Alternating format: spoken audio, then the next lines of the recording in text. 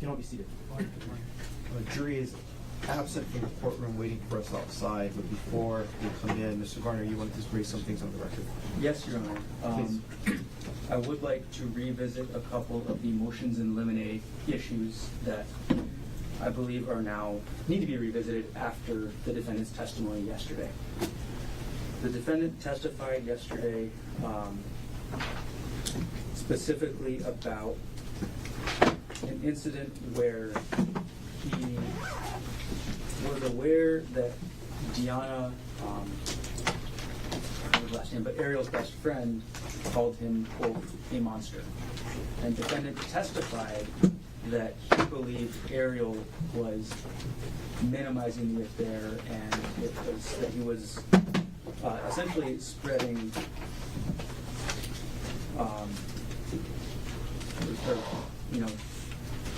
giving Deanna wrong information about the affair. What Ariel was actually talking to Deanna about was that the defendant was using sexual coercion against her.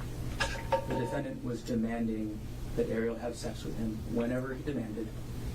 And there's an additional testimony of the defendant that's also related to this. The defendant testified that he never disclosed this, quote, affair because he wanted to protect Ariel's reputation.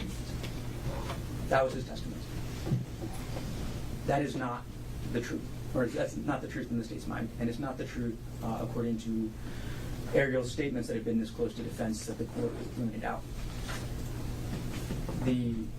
What the defendant was telling Ariel when he was demanding that she have sex with him was that if she did not comply, he would tell everybody about this affair.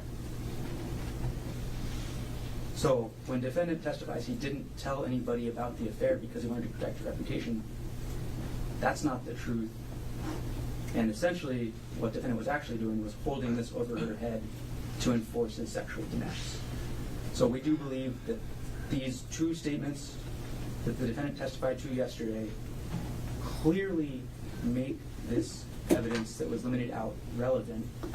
It, not including this evidence, gives a completely incomplete picture to the jury. It gives not even half the story. So we do believe that we should be allowed to cross-examine the defendant on these issues.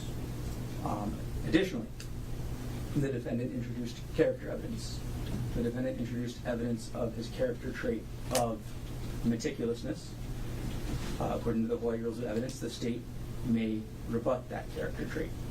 The proposed rebuttal evidence is further evidence of defendant's controlling characteristics, which have been limbed out. These controlling characteristics actually include these sexual coercion demands. So this is actually, these two things are also all connected. But it also includes the defendant's prior spying in his last marriage, the prior viewing of the prior iPad that he had that would view his ex-wife's all of her text messages. We believe that that's now relevant to rebut the claim of meticulousness, or to, not exactly rebut, but to essentially provide the entire character trait that this is halfway referencing. So the position is the defendant is given some picture of this character trait, and we need to be able to rebut it by bringing in the rest of it. Also, with regard to character evidence, I also believe that defendant's testimony that he didn't disclose this affair or tell anyone. I'm sorry, that he what? That he didn't disclose this affair or tell anyone in order to protect Ariel's reputation, that counts as good character evidence that the defendant was trying to introduce. That's defendant testifying about his good character. So we should be allowed to rebut and get into the sexual coercion for that reason as well. So those are all the reasons and the things that I want the court to revisit and consider that should be open for cross-examination. I have a question with respect to the allegations of prior spying and the other iPad. What form would, other than just cross-examination, what other form would that come in? The state did have Ms. Patella on the witness list, but the intention at this point is to limit the evidence on it to cross-examination. Understood. Thank you for answering the court's questions. Mr. Otaki, do you have any response? Yes. So, we dealt with these issues, very deeply and spent a lot of time on them in motions in limine and in the court ruled. Obviously, we were hypersensitive to the court's motions in limine, and we contemplated the court's ruling. We obviously know the risks of how doors can be opened, and we deliberately steered clear of these things. So, for example, when we talked about how therapy turned into something else, he just said that. Therapy turned into other things. So the point is, we deliberately steered clear of these things to not open the door. And this is an extreme stretch and obviously a last-ditch effort by the prosecutor to get into things that the court has ruled should not come in. So let me just address these things one at a time. I'll talk about the first thing, the meticulousness. I don't know what he's talking about, to be honest. Character evidence under the rules comes in through reputation or opinion testimony. Obviously, we didn't do that. You have to also look at the context, okay? Ariel brought it up in her case about Dr. Konig was the one, in her testimony, Dr. Konig was the one who handled the finances. And trying, I guess, potentially inferring that he was, for whatever the case may be, they brought that up in their case. So he was just addressing that. I think the question was, Ariel said that you handled the finances. Why was that? And I think he said, I'm just, an organized, meticulous guy, right? So it was tied to why he was doing the finances. So, and the reason why we also know that this is, what's the right word? Not a genuine attempt here. If you really think about it, the character of meticulous is something that helps them.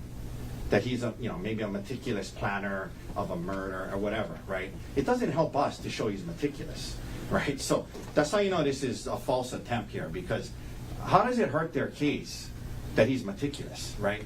It doesn't. It helps their case, but he wants to use it to get into these things that the court has already ruled out. So, just because he said he was meticulous doesn't then open the door to his, to character evidence to rebut that, number one. So that's that. The part about when he was talking about what Gianna said or thought, it was in context to, again, something they introduced in their case, which is the audio recording. So he has a right to explain why he got the audio recording. And that's what he explained was in his head. He wasn't saying, he doesn't know what Ariel was talking to Gianna about. He doesn't know that. He just assumed that when that was being said to him, that's why he thought, well, maybe she's saying untrue things to Gianna, so I want to and others, so I want to record her in case I need it in counseling or to show her that, to show these things. That's what was in his head. The issue isn't what she was really saying to Gianna. The issue is what was in his head as to why he got the audio recorder. So in no way, shape, or form should that open up the door to, again, under 403 and other rules of evidence, these allegations of sexual coercion, which obviously we have always disputed and have, taken a position that that's inaccurate. But so we were very cautious to steer clear of these things. Now, so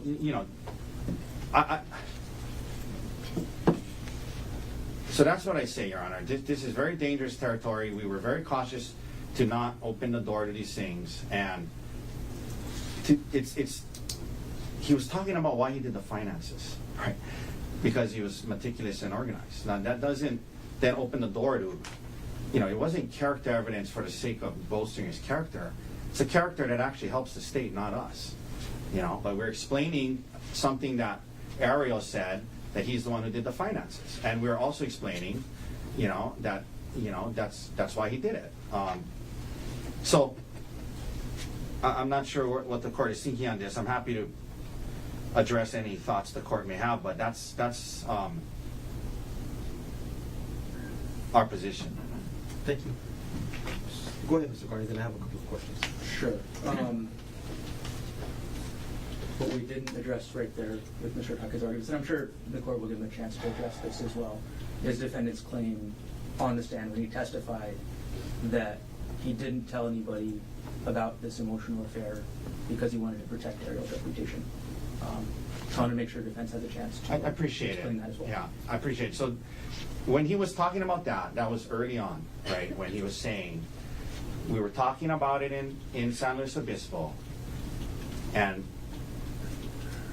we were considering having her move out, but we didn't do that to protect her reputation. And when we got back to Maui, I didn't tell anyone for the sake of the kids and everyone else. So that was long before any of these allegations of sexual coercion came up. That was right after the discovery of the affair in San Luis Obispo and right when they got back to Maui. It was that time period in December 1st, December 8th. If you look at the notices they filed, the allegations, which again we refute, of sexual coercion came later in December. So he was saying when he got back, they decided that she wasn't going to move out in San Luis Obispo to protect her reputation, and when he got back, that's what happened. So that's number one. And again, under 403, it's the very reason he kept this stuff out. It is incredibly highly inflammatory.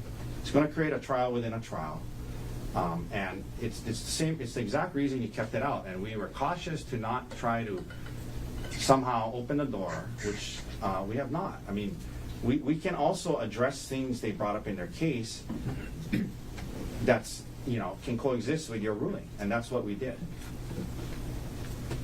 Mr. Carney. I think you said you had a couple questions, so let's move on to those. Let me start with my questions, and then you can rebut anything that you wish. With respect to the rebutting the characteristic of meticulousness, I understand the avenue of admissibility under Hawaii Rule of Evidence 404A1, where if the defendant does make a character trait that's offered by the accused, the prosecution can rebut the same. So if the character trait is in fact meticulousness, how does what the state wants to get into actually rebutting that? Because you're talking about prior spying, right? It does. Meticulousness is the way that the defense has been trying to characterize what the defendant was doing in the months leading up to the crime scenes, right? They're trying to say that defendant is meticulous, and that's why he's looking up all these old tax information. That's why he's looking up his wife's old pay stubs from several years ago. He's looking up all these things. But to rebut that, it's not meticulousness, it's a need for control. So that's where this is coming from with regards to that. Thank you for clarifying. And again, just the only thing I'll say again is that only came up because they asked Ariel who did the finances. And so it was tied to why he did the finances. And it was a brief thing he said, because I'm organized and meticulous, so I kept track of the finances. To now say that opens up the door to somehow getting into all this stuff is just honestly, Your Honor, it should not even remotely get close. The other thing is, and again, Your Honor, I bring this up, right? The rule I think you're talking about, right, is I'm sorry, were you talking about 608? No. 404A1. Okay, 1 second.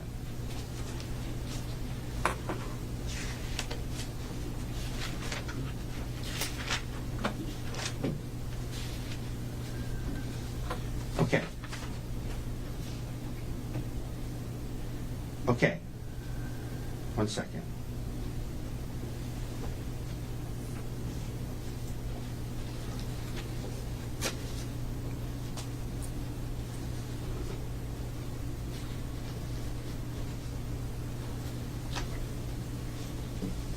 Right, so again, we weren't offering a character trait of meticulousness. I mean, we were talking about why he did the finances.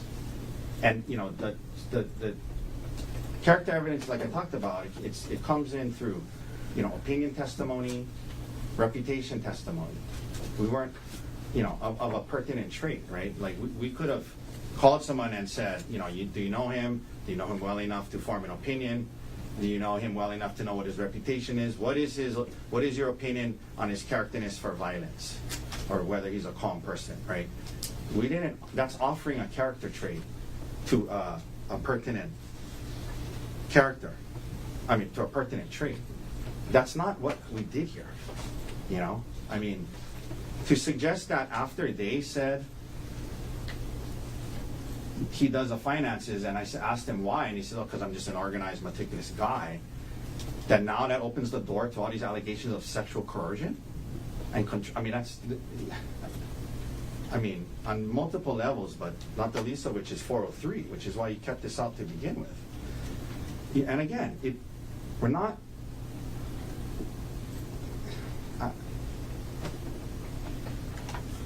So it should stay out on. I mean, it's incredibly prejudicial to allow in these false, what we believe are false allegations of sexual coercion. Simply because he said, I do the finances because I'm meticulous.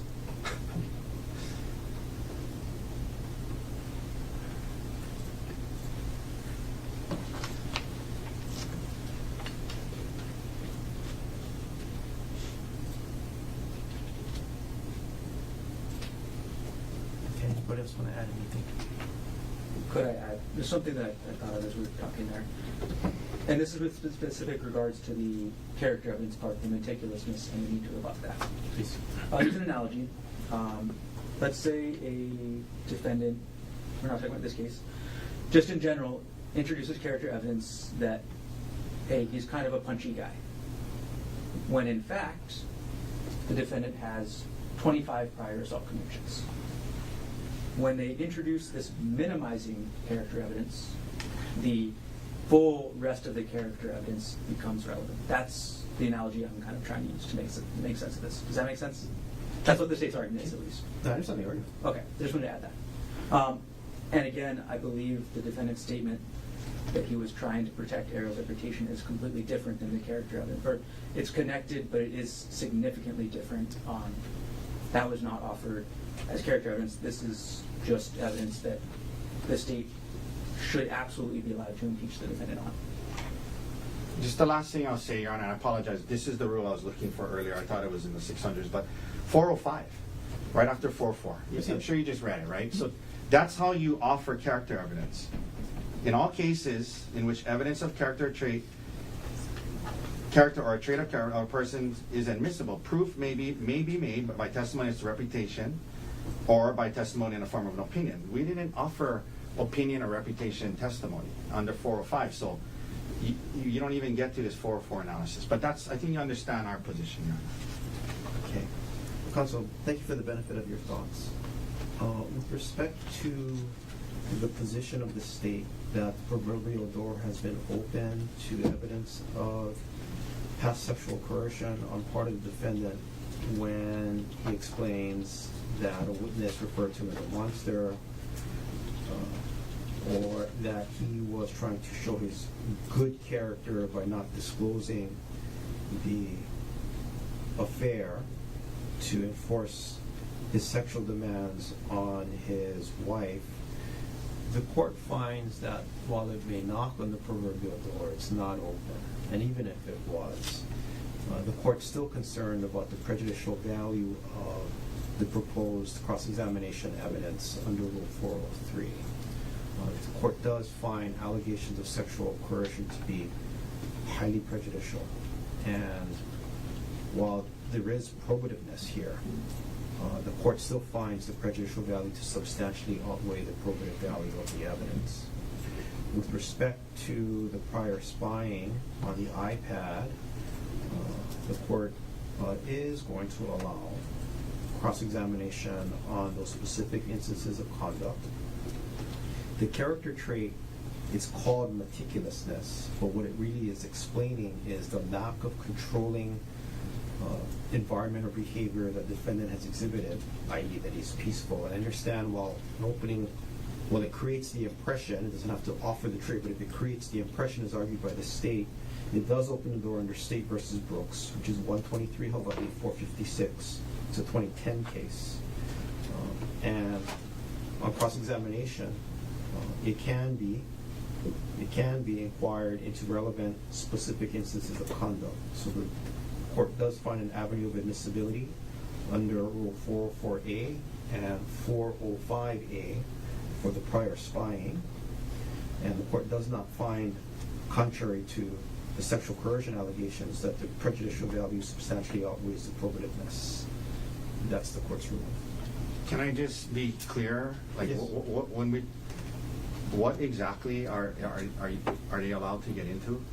The prior spying, like On the prior iPad, is that correct? I believe that is correct. This was in the state's motions in limine, so it's identified there. It was the fact that in his prior marriage, the defendant used an iPad to spy on both his daughter as well as his wife. And it's the similar way that he described he did Ariel's phone in this case. It was actually, it's a little more complex. He basically mirrored the other people's phones onto that iPad so you could live view what they were saying and see their emails and things like that. So that is that type of evidence. Before we get to the end, I'll have a clarifying question as well, but I don't know if we're finished with this issue quite yet. So just so I'm clear, and the record is clear, because they brought up in their case that he did the finances, and he said, I did the finances because I'm detail-oriented, organized, meticulous person. Now we can get into from years and years before allegations that he was spying on his ex-wife. No. Yeah, that's why. I mean, that's what it sounded like. It's not because they got into who brought up the finances. It's because when the word meticulous and taking care of the finances and dealing with all of the insurance and all the investment accounts, that creates the impression that the defendant is not controlling, not having any coercion over the victim in this case. The impression is that, for lack of a better word, he's peaceful and not aggressive with respect to that coercive environment. That opens the door to whether or not it truly is meticulousness or something else. And I understand the rebuttal.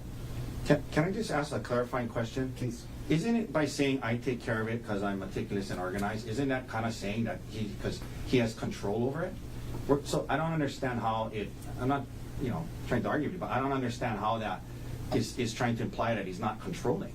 By saying I'm meticulous, that's why I do the finances.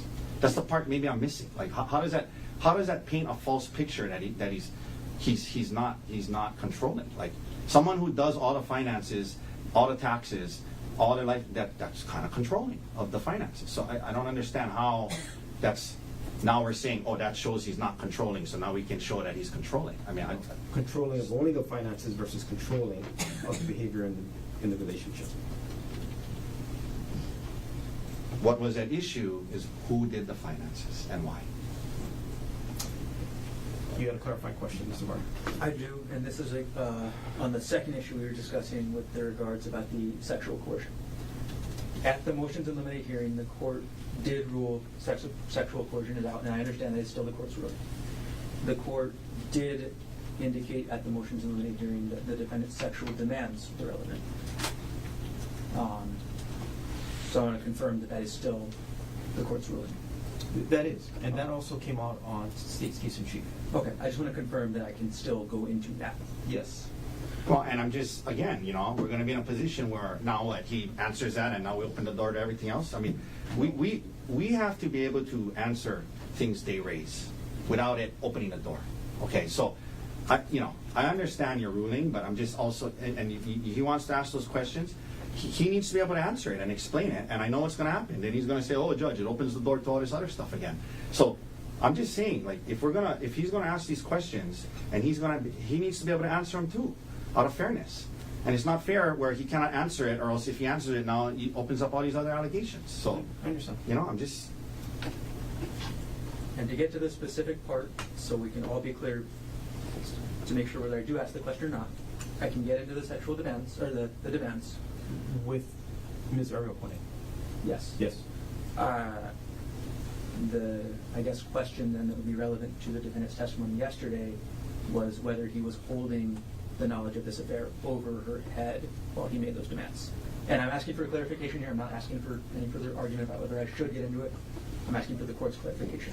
That was excluded in the motions in limine. I don't know why we're relitigating all the motions in limine at this stage of the trial. I don't think we resolved that. Your Honor, you said anything to do with using allegations of sex as coercion was not coming in. That's exactly what they're now trying to do. No, with the prior partner.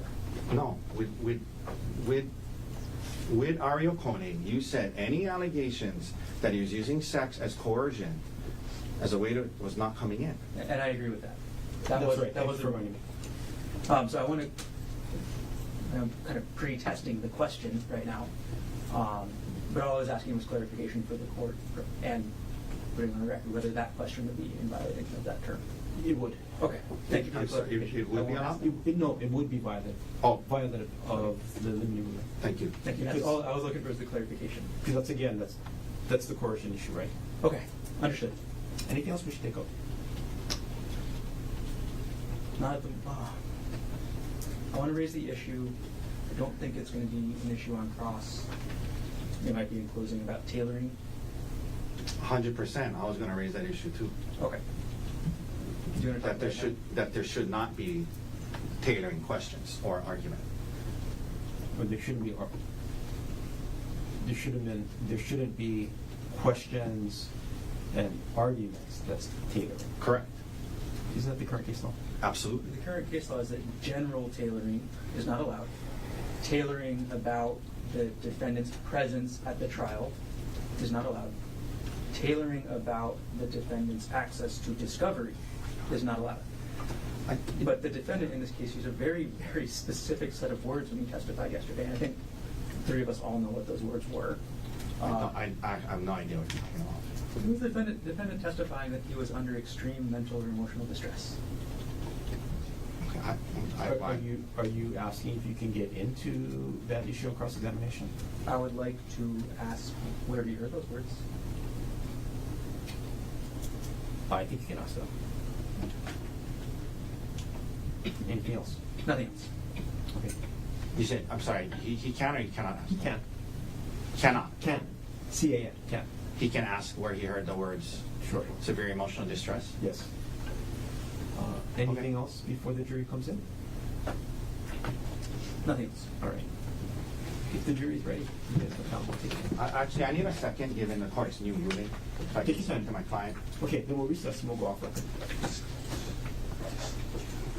Oh, Your Honor, can we step up? Please.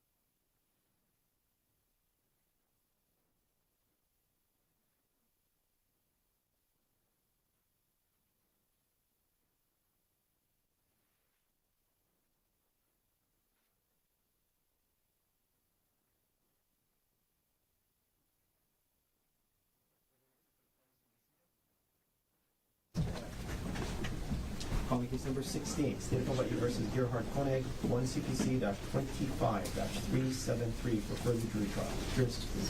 Good morning, Your Honor. Good morning, ladies and gentlemen. Deputy Prosecuting Attorney Joel Garner for the state. Also present is Deputy Prosecuting Attorney Franklin Don Vaccaro, Jr. Good morning again, Mr. Garner. Good morning again, Mr. Vaccaro. Morning, Judge. Good morning, Your Honor. Good morning, ladies and gentlemen. Thomas Otake, Mount the Dirks, on behalf of Gerhardt Konig, who is present. Good morning again, Mr. Otake. Good morning again, Mr. Dirk. Dr. Konig, good morning again. Good morning, Your Honor. All you can be seated. Ladies and gentlemen of the jury, good morning to all of you. Welcome back to courtroom 15. I apologize for the delay. The morning calendar got a little bit away from me, so I appreciate your patience. We'll continue on with the presentation of evidence. Dr. Konig, if I can have you come back up to the stand and resume your place on the stand.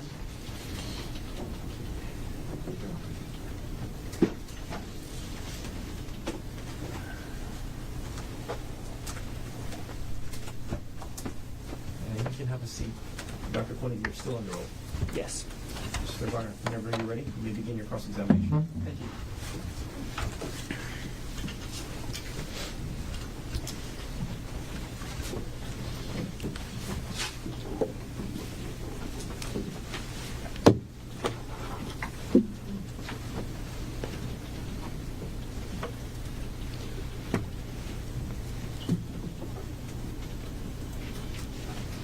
Good morning. Good morning. On March 24th, 2025, you were married to Ariel Konig, correct, Dr. Konig? Yes. You and Ariel got married in 2018, is that right? Yes. You dated for 1 or 2 years before getting married, correct? Yes. When you met Ariel, you were working as an anesthesiologist in Pittsburgh, right? Yes. And yesterday you described what anesthesiology is, correct? Yes. You used very technical terms, right? Yes. Maybe the more plain term is that you are the one who puts people to sleep before an operation, correct?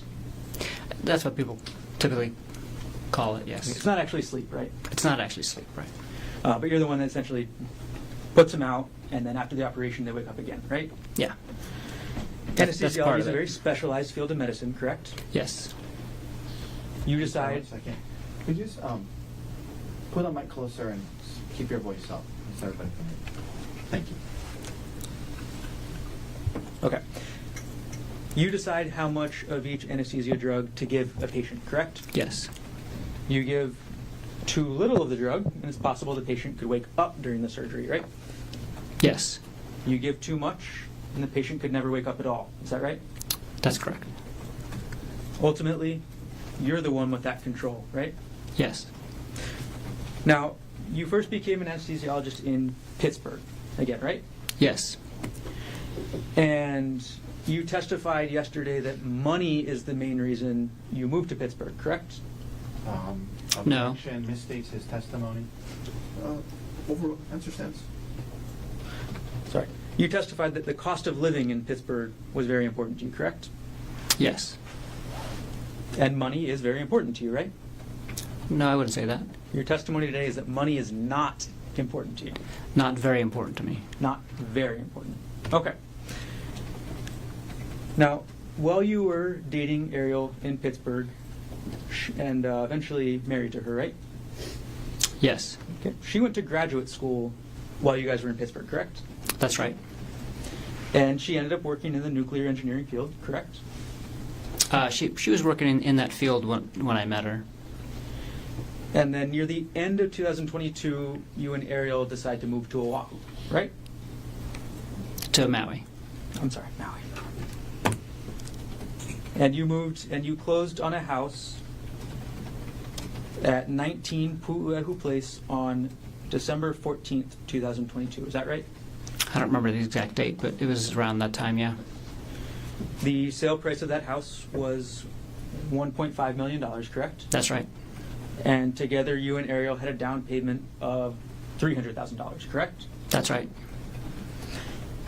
And when you moved to Maui, you had a job lined up, right? Yes. That was at TAMG, correct? Yes. And TAMG is a group of anesthesiologists that provide services to all the different hospitals on Maui, correct? The one hospital and surgery centers and some outpatient clinics. And actually on the island of Maui, TAMG is the only provider of anesthesia services, correct? We're the only big group of anesthesiologists. There's some independent anesthesiologists and I believe one CRNA that flies over to sometimes work at a plastic surgery outpatient center. TAMG is the biggest group in town, right? Yes. And because of that, TAMG can set the prices, right? No. We just went through contract renegotiation with the hospital, and we had to use research, based on salaries across the United States in comparable locations. And that salary got you to your salary was then end up being between $500,000 and $6,000 per year. $500,000 and $600,000 per year, correct? I never got to work under that contract for a full year. When I moved there, we were making between $300,000 and $400,000 a year. Okay, so you were making $300,000 to $400,000 a year while you were after you moved to Maui from January 2023 to December 2024? Yes, that's correct. And Ariel found a contract position working remotely for a company called TerraPower. Is that right? Yes. Ariel made less than $200,000 per year, correct? Yes. You made substantially more money than Ariel, right? Yes. Okay. On March 24, 2025, you and Ariel were on Oahu, correct? Yes. And you came to Oahu because it was Ariel's birthday weekend, is that right? That's right. And Ariel's birthday is actually March 24th, correct? Yes. You bought the airline tickets for the trip, correct? Yes. And of course you bought round trip tickets, right? Yes. So you were scheduled to go back to Maui on March 25th, 2025, correct? Yes. You booked the hotel for the weekend trip, correct? I did. You sent spa information to Ariel before the trip, right? Yes. And then you booked the spa, correct? Yes. You did not send Ariel electronically any information about the Polipuka hike, isn't that correct? I don't think I did. We're going to go back in time a little bit, Dr. Konig. So yesterday you testified that you started to become suspicious of Ariel in October 2024. Is that right? Yeah, that's right. Some red flag behavior in like late September probably, but it was probably mostly in October when I got really suspicious. Well, you testified yesterday that you only became suspicious in October after you heard a phone call. Isn't that right? Specifically about Jeff Miller. But I was suspicious about her phone behavior prior to that Kauai trip in October. And once you became suspicious, you went into what you called detective mode. Is that right? Eventually. Detective mode for you started with logging into Ariel's WhatsApp account, correct? No. Detective mode started with me asking her why she's on her phone all the time. And you logged into Ariel's WhatsApp account, correct? Eventually. And you would watch the messages every day, right? I watched them for 48 hours. You watched these messages as they were being sent, correct? Some of them if I was at the computer when they arrived. And the laptop that we've all seen in this so far, States Exhibit 240, I'll put it up on the screen.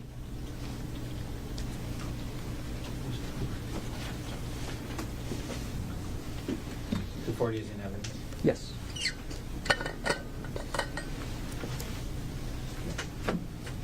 Okay.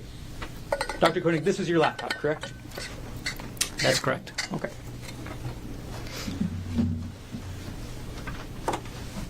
So you logged into Ariel's WhatsApp from this laptop, correct? Yes. And you saw the messages between Jeff Miller and your wife, correct? I did. You downloaded those messages, correct? Yes. Not from the laptop. I downloaded the messages from her phone, and then I saved some screenshots on the laptop. We're going to publish now States 118, which is already in evidence.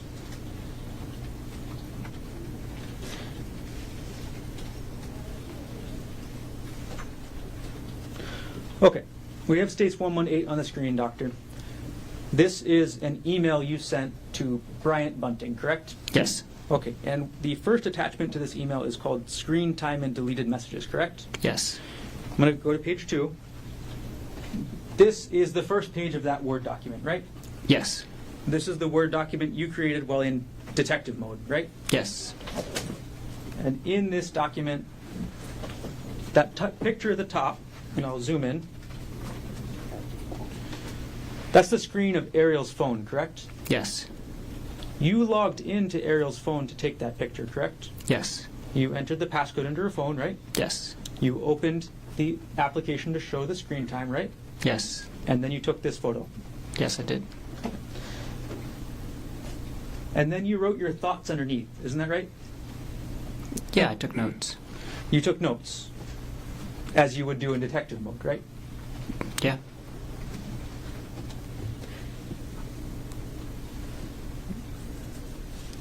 Your first notes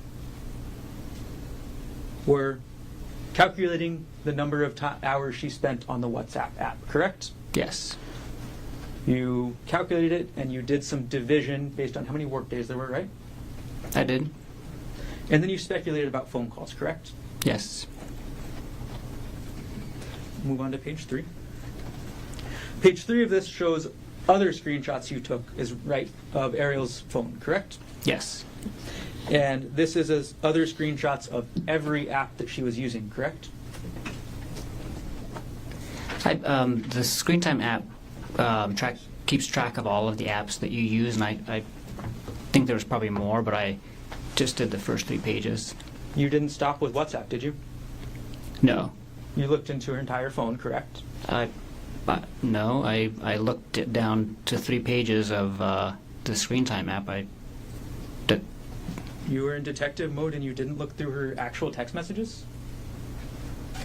I did look at the text message threads on her phone. You looked at the text message threads on her phone, right? I did not look through all of her text messages. I opened the texting app to see if there's anything that looked suspicious there. There wasn't, but really I went straight to WhatsApp because that was the most used application. You looked through her emails, correct? Not at this time. I did end up looking through her emails later, mostly with her consent. Like as I'm seeing her on her phone and she's writing an email, I'll be like, "Hey, who are you emailing? Can I see?" And then she'll show it to me. This was after then you confronted her, correct? Yes. Okay. Now let's focus on this part of the detective mode for now. You looked at her phone calls, correct? I looked at the phone calls that she made through WhatsApp. I didn't actually look at the phone calls on the phone. Okay. So you're suspicious of your wife for 2 months already, right? When you do Yes. this? Yes. And you looked through her WhatsApp, correct? Yes. You don't look through all of her text messages, correct? Correct. And you don't look at her phone calls, right? Right.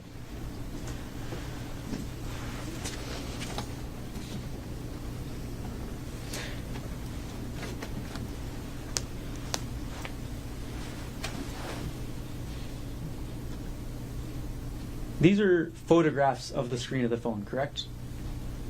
Yes. Okay. So you didn't take a screenshot and send it to yourself, right? No. Not of this, no. Not for these photos. Mm-mm. Ariel didn't know you were taking these photos, isn't that right? No.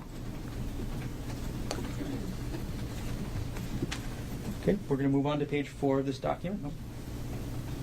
I'm sorry, we're going to move on to page 6 of this document. Now, actually, I'm sorry, we're going to just go to page 4.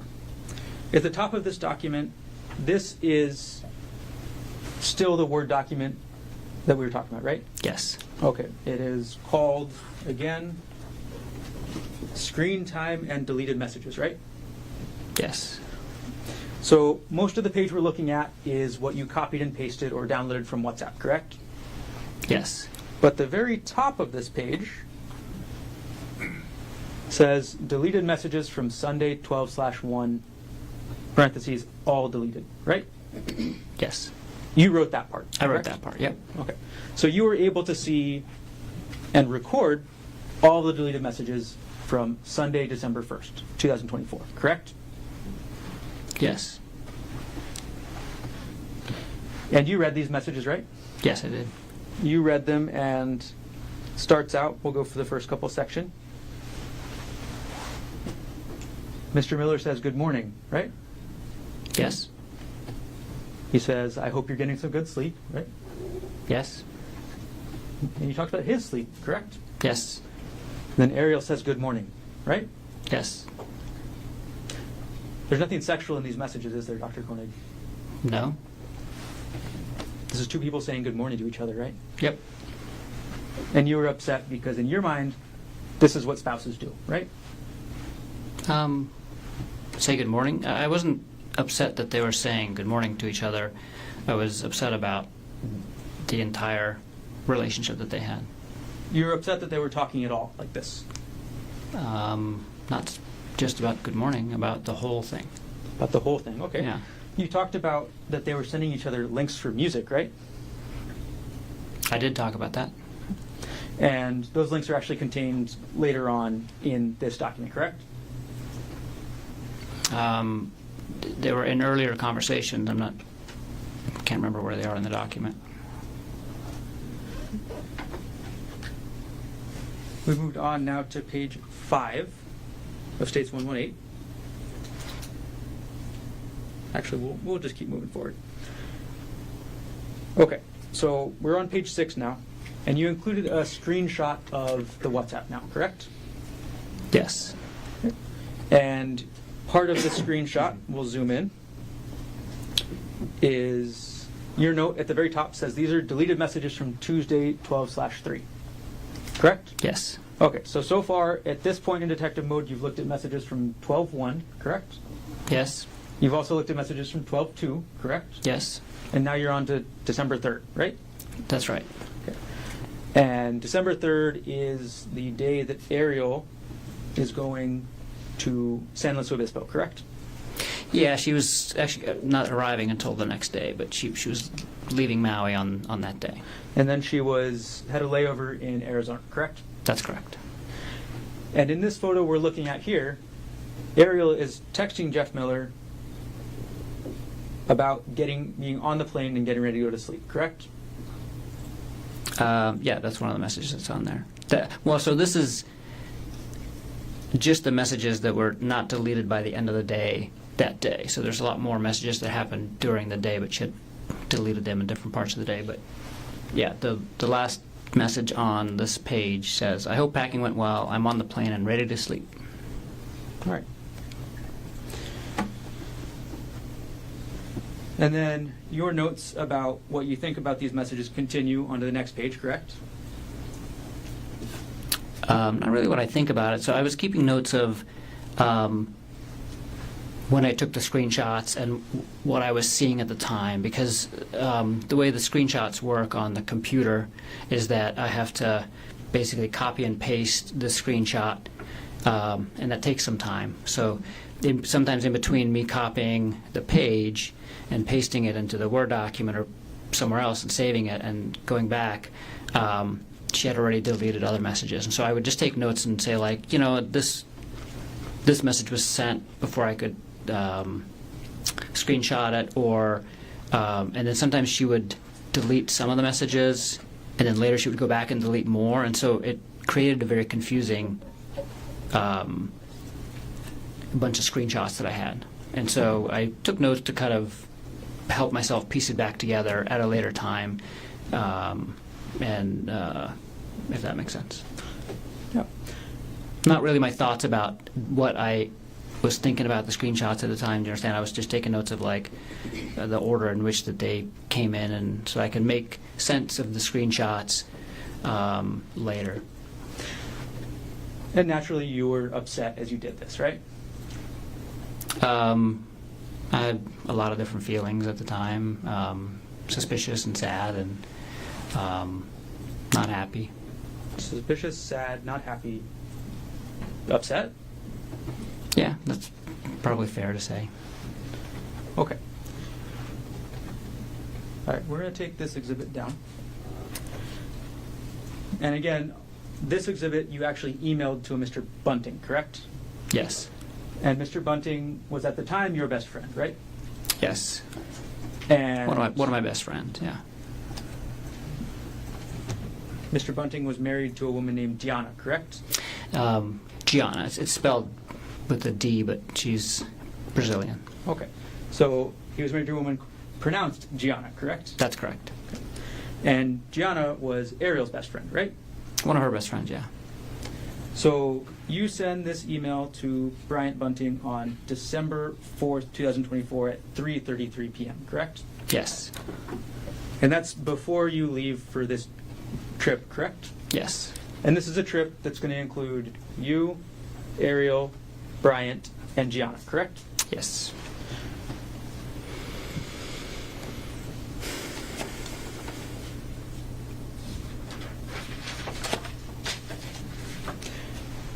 You also had 2 other attachments to Mr. Bunting, correct? I don't remember if you could show me. All right, we'll publish page 1 of this exhibit again. Sorry, what number exhibit? This is States 118.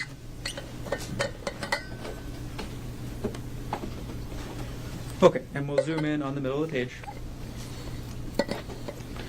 to attachment names. There were 3 attachments to this email, correct?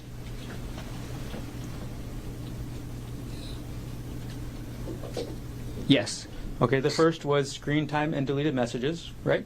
Yes. And that's the document that we've gone through so far, correct? Yes. The second document is some saved chats with pictures, correct? Yes. And you reviewed those chats, right?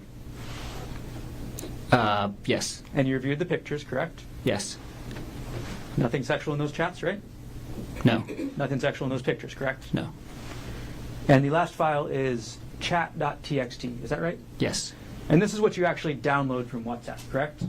Yes. Okay, so when you download a chat from WhatsApp, you get a file with a txt, right? That's correct.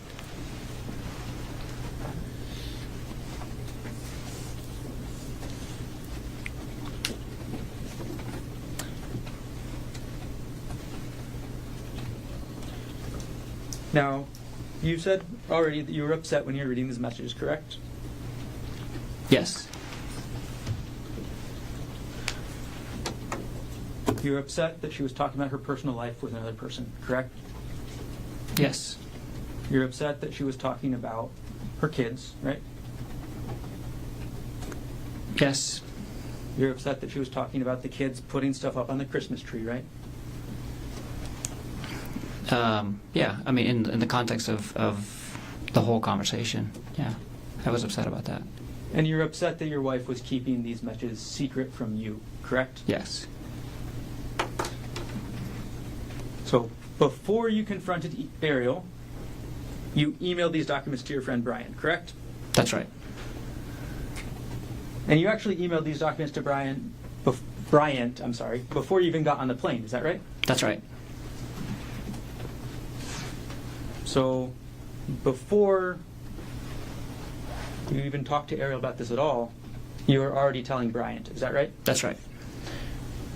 You didn't give Ariel a chance to explain herself about these, correct?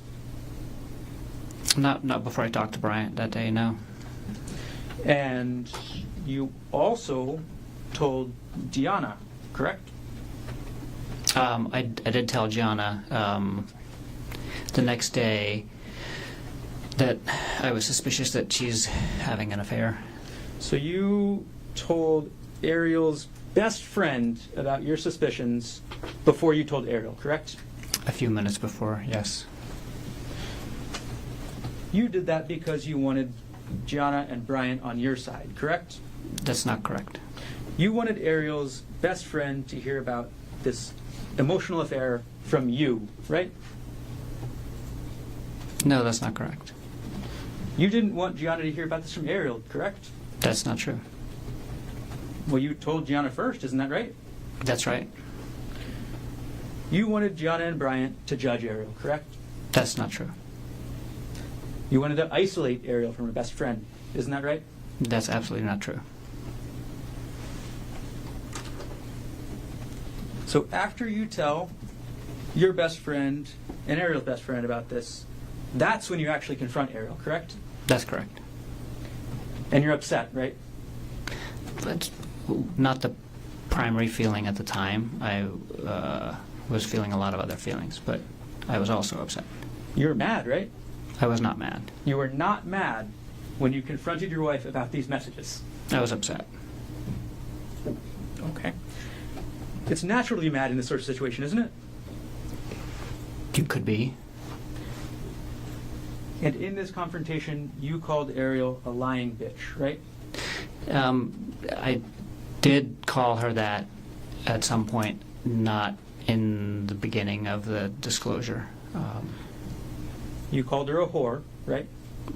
I did call her a whore at some point.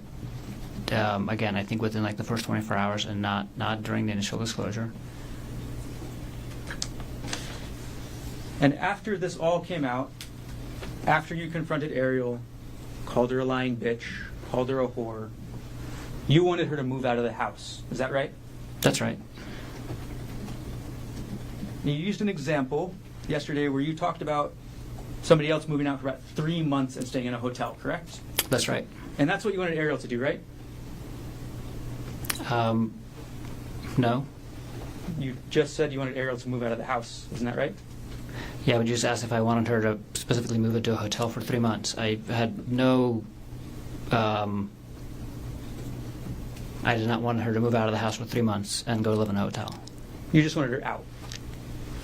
I preferred to have her move out while we're dealing with the aftermath of her having an affair. And Ariel didn't want to move out of the house. Is that right? We both didn't want her to move out of the house. We both decided that together after talking about it. You just said just a minute ago that you wanted her to move out, right? That was my preference in the beginning. And then we decided that we're not going to do that. There's Okay. plenty of examples of people holding contradictory beliefs. And then you talk about it and think about it and figure out which way you're going to go.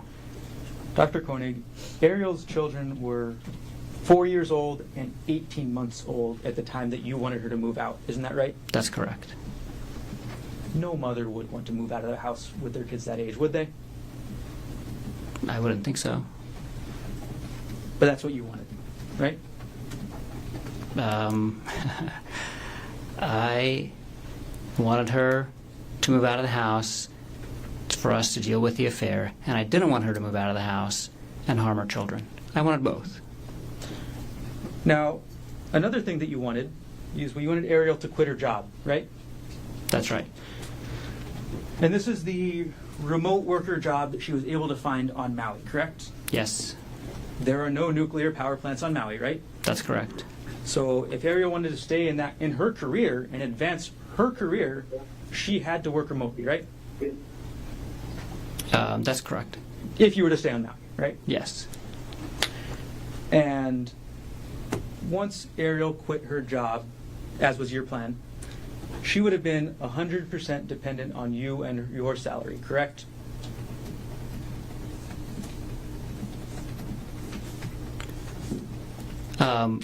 She would be dependent on our assets, which were all shared. We had a shared savings account. We had a home that was shared. We had vehicles that were shared. We had food in the house that's shared. I mean, we had a lot of things in the house, and they were all shared. We would lose her income as a family for a short period of time. She has a very good resume. She would be able to get a job, probably within a few months. But if it took a few months, we were prepared for that.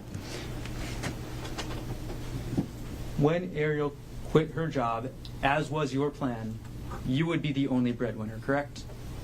I would have the only one with a paycheck coming in while she didn't have a job. That is correct.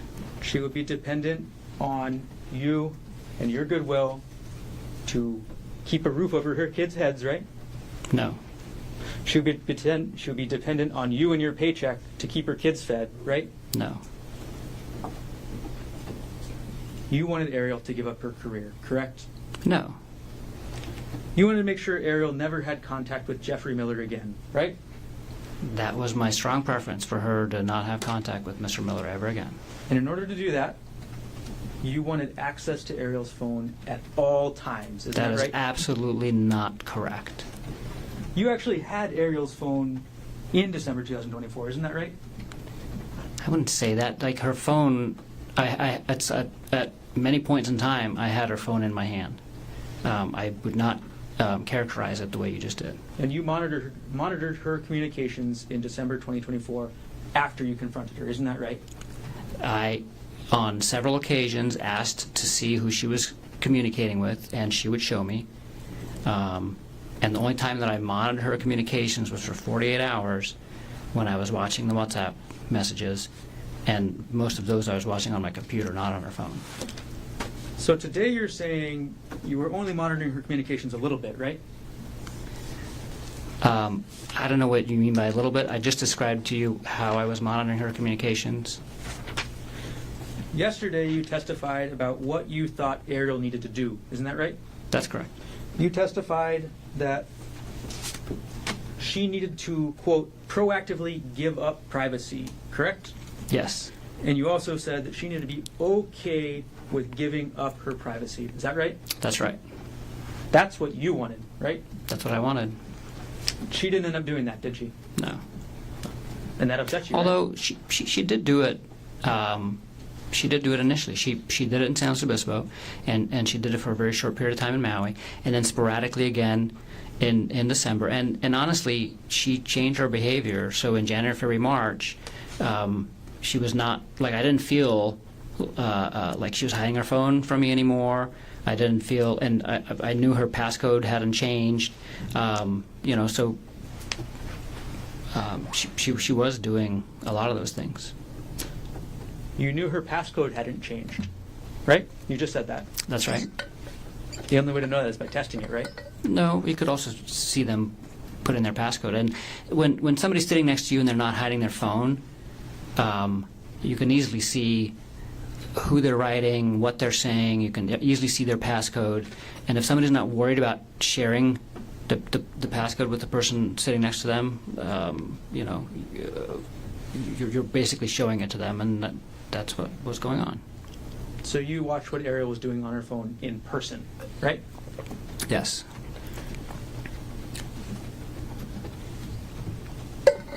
Now, another thing you mentioned yesterday is that you believed the cheating spouse needs to put in the work, right?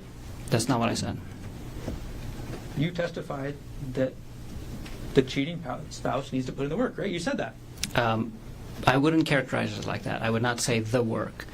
The way you're making it sound is like there's only one work to be done. The work that needs to be done to heal a relationship after any kind of issue like this involves both parties. And I was talking specifically about the part that the cheating spouse has to commit to doing. I was not saying that was the only work that needed to be done, like you're implying. Dr. Konig, if we could not go into anything implied, I'm just asking you a question, okay? I'm asking you what you said. Your Honor, he's trying to answer the questions, should be allowed to answer. If it's non-responsive. But that was not what it, well, just, Mr. Martin. if he's asking questions, he's answering. Is there an objection? My objection is to him reprimanding the witness when all he's doing is answering the question. So that's my objection. Overruled. Now, you testified, I'm sorry, after you confronted Ariel about this affair, you wanted her to meet your physical needs, correct? I wouldn't characterize it like that.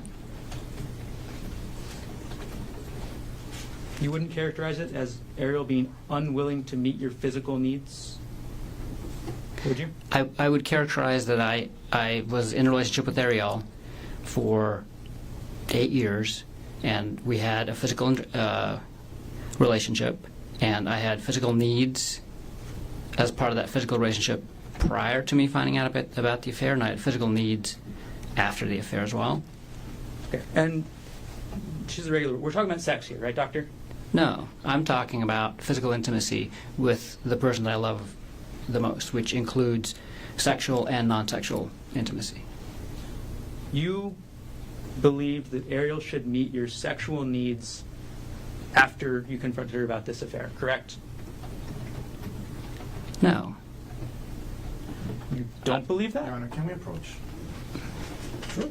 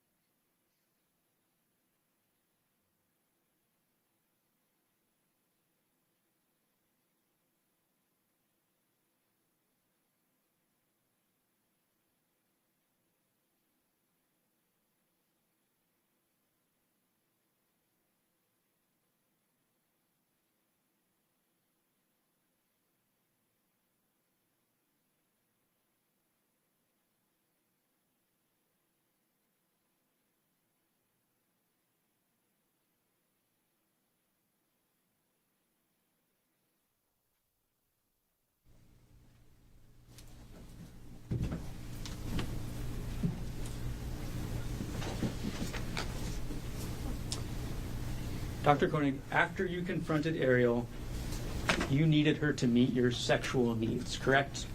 No. That's your testimony today. Yes. Ariel stopped having sex with you on December 24th, 2024, correct? The last time that Ariel and I had sex was on December 24th, 2024.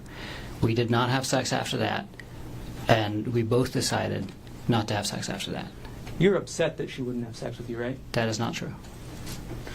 When Ariel didn't have sex with you, you believe she was withdrawing from the relationship, isn't that right? That's not true. Ariel didn't want to have sex with you anymore, isn't that right? That's not true.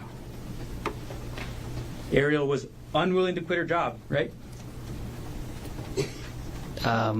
She was willing to quit her job initially, and then later she was unwilling to quit her job. That's correct. Ariel was unwilling to give up her privacy to you forever, correct?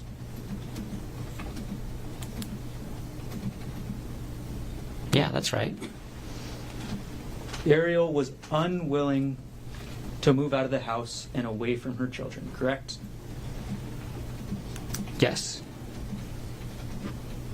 Ariel was unwilling to have sex with you whenever you demanded it. Isn't that right?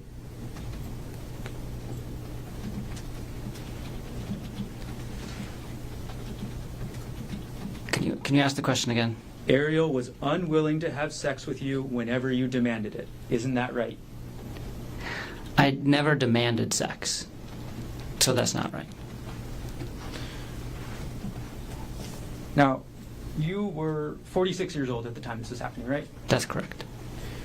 And after you call a woman a lying bitch and a whore, it makes sense that they don't want to have sex with you, right? Objection argumented, Your Honor. Sustained. You still wanted Ariel to have sex with you after you called her a lying bitch, right? We had sex in December, and that was after we had that conversation, yes. You were upset that Ariel was still talking to Gianna about you, right? No? You testified yesterday that you were upset that Gianna called you a monster, right?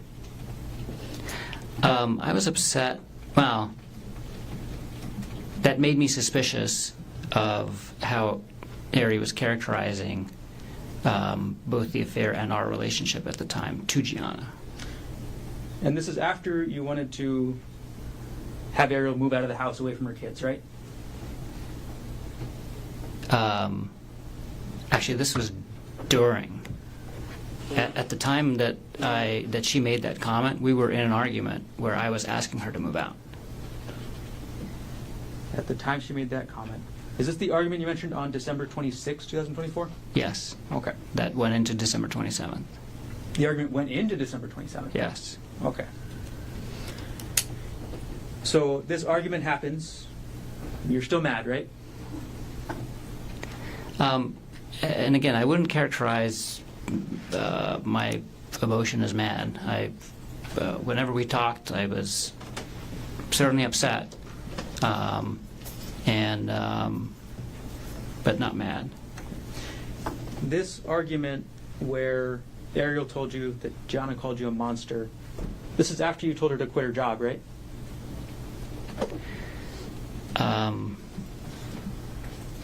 I asked her to quit her job. I didn't tell her to quit her job. I asked her to quit her job as part of us healing from the affair at the beginning of December. I actually didn't ask her to quit her job at any point in time after that.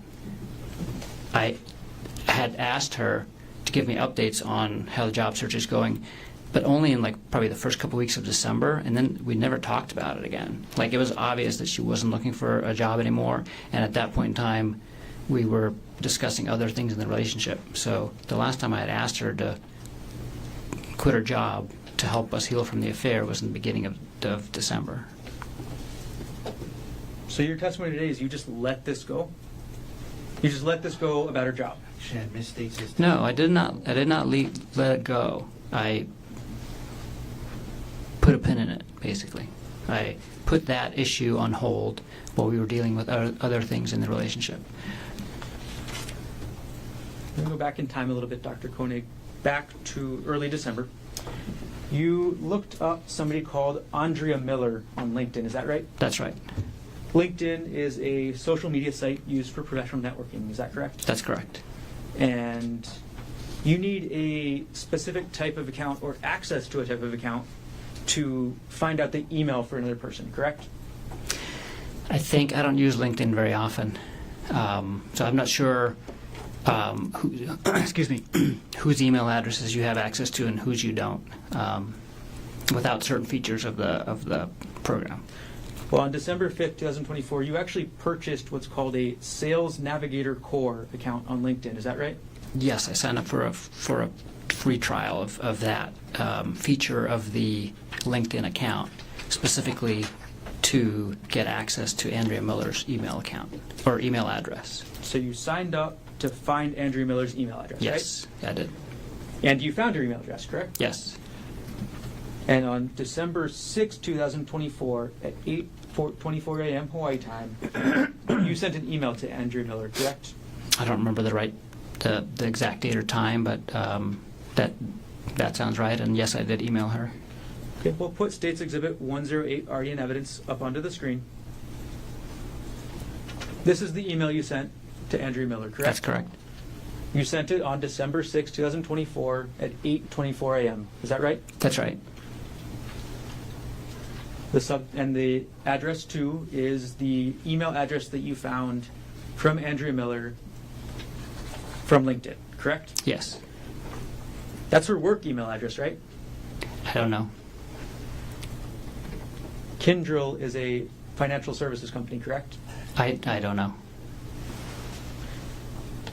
In that email, you testified yesterday that the purpose of this email was simply to let Miss Miller know what's happening. Is that right? That's correct. And at the start of this email, that's what you do, right? You tell her about what you think about Jeff and Ariel, and you call it an inappropriate relationship, right? Yes, that's how I describe it. You didn't call it an affair, right? I did not. You didn't call it an emotional affair, right? I did not. You just called it inappropriate relationship. That's right. And then you provided her your phone number, is that right? Yes. You provided her your email, correct? Yes. And those are your contact information, so you're free to provide those things, right? Yes. And then you provided her with Ariel's phone number and email, correct? That's correct. You provided her with Ariel's cell number, is that right? That's right. And Ariel's personal email, correct? Yes. You provided that because you wanted Andrea Miller to contact Ariel, didn't you? I just wanted her to have the option of contacting all of us and talking to all of us and getting all of the information from as many people as possible so she could make a decision about what she wanted to do with this information with her family. The only purpose for including Ariel's contact information is so that she can contact Ariel. Isn't that right? That's right. And you wanted Andrea Miller to contact Ariel to yell at her, right? That's not true. You wanted Andre Miller to contact Ariel to humiliate and punish Ariel. Isn't that right? That is absolutely not true.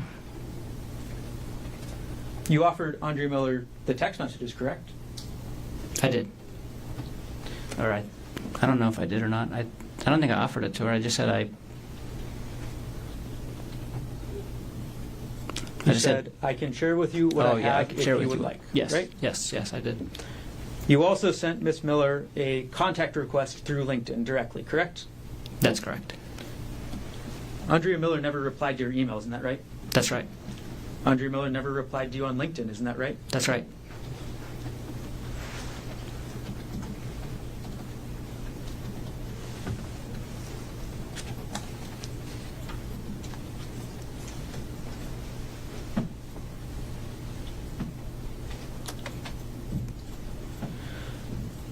On December 12th, I'm sorry, I'm going to take the exhibit down. On December 12th, 2024, you ordered the first of a several series of audiobooks about affairs, correct? I don't remember the exact date, but that sounds right. The first book you ordered was called The State of Affairs, is that right? That's right. And as it states in the title, it's a book about having affairs, correct? Yes. Okay. 2 days later, on December 14th, 2024, at 10:45 p.m., you opened a PDF file on your computer from your prior divorce proceedings. Is that right? I have no recollection of that. We're going to publish dates 113, already in evidence. Now, you, on December 14th, 2024, opened up a PDF file called Bank of America Amex E-Statement 2015-12-24.pdf, right? I have no recollection of this. You have no recollection. All right, well, let's zoom in on the photo.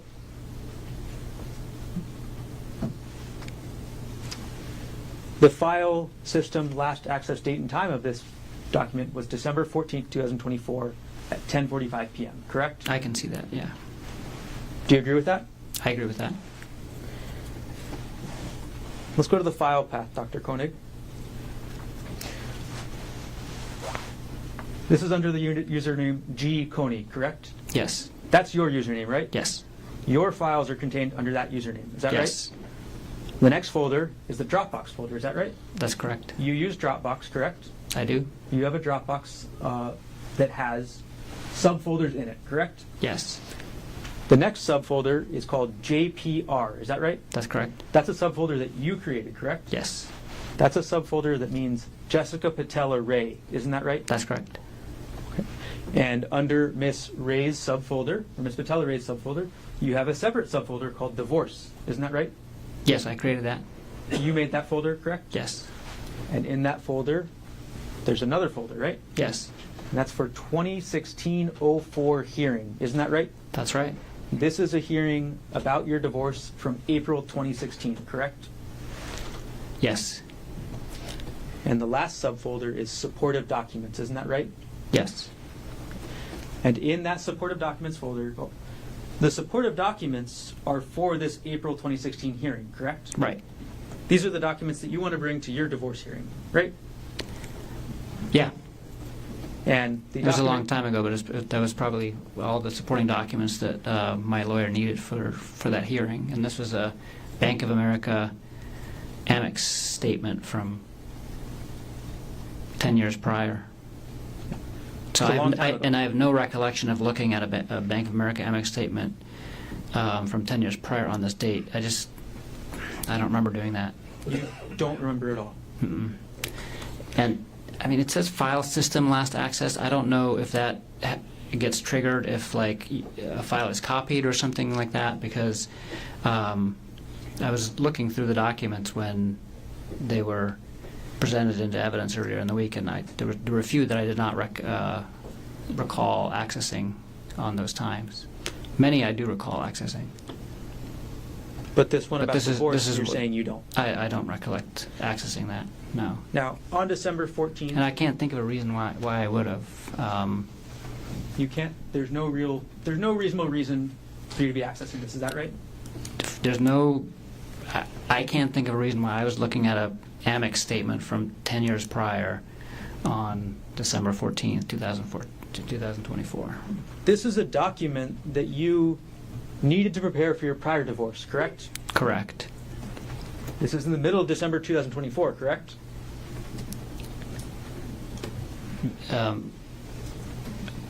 That this document was accessed? Yes. Yes.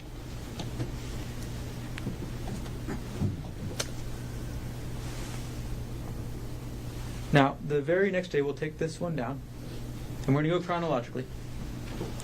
The very next day, on December 15th, 2024, at 8:17 a.m., you viewed a January 2022 pay stub for your wife, Ariel Konig. Is that correct? I don't recall that, but I that sounds more plausible that I had done that.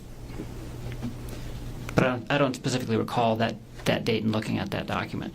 Okay, we'll publish dates 125. This is the metadata, correct? Oh, I'm sorry. This is not page 1.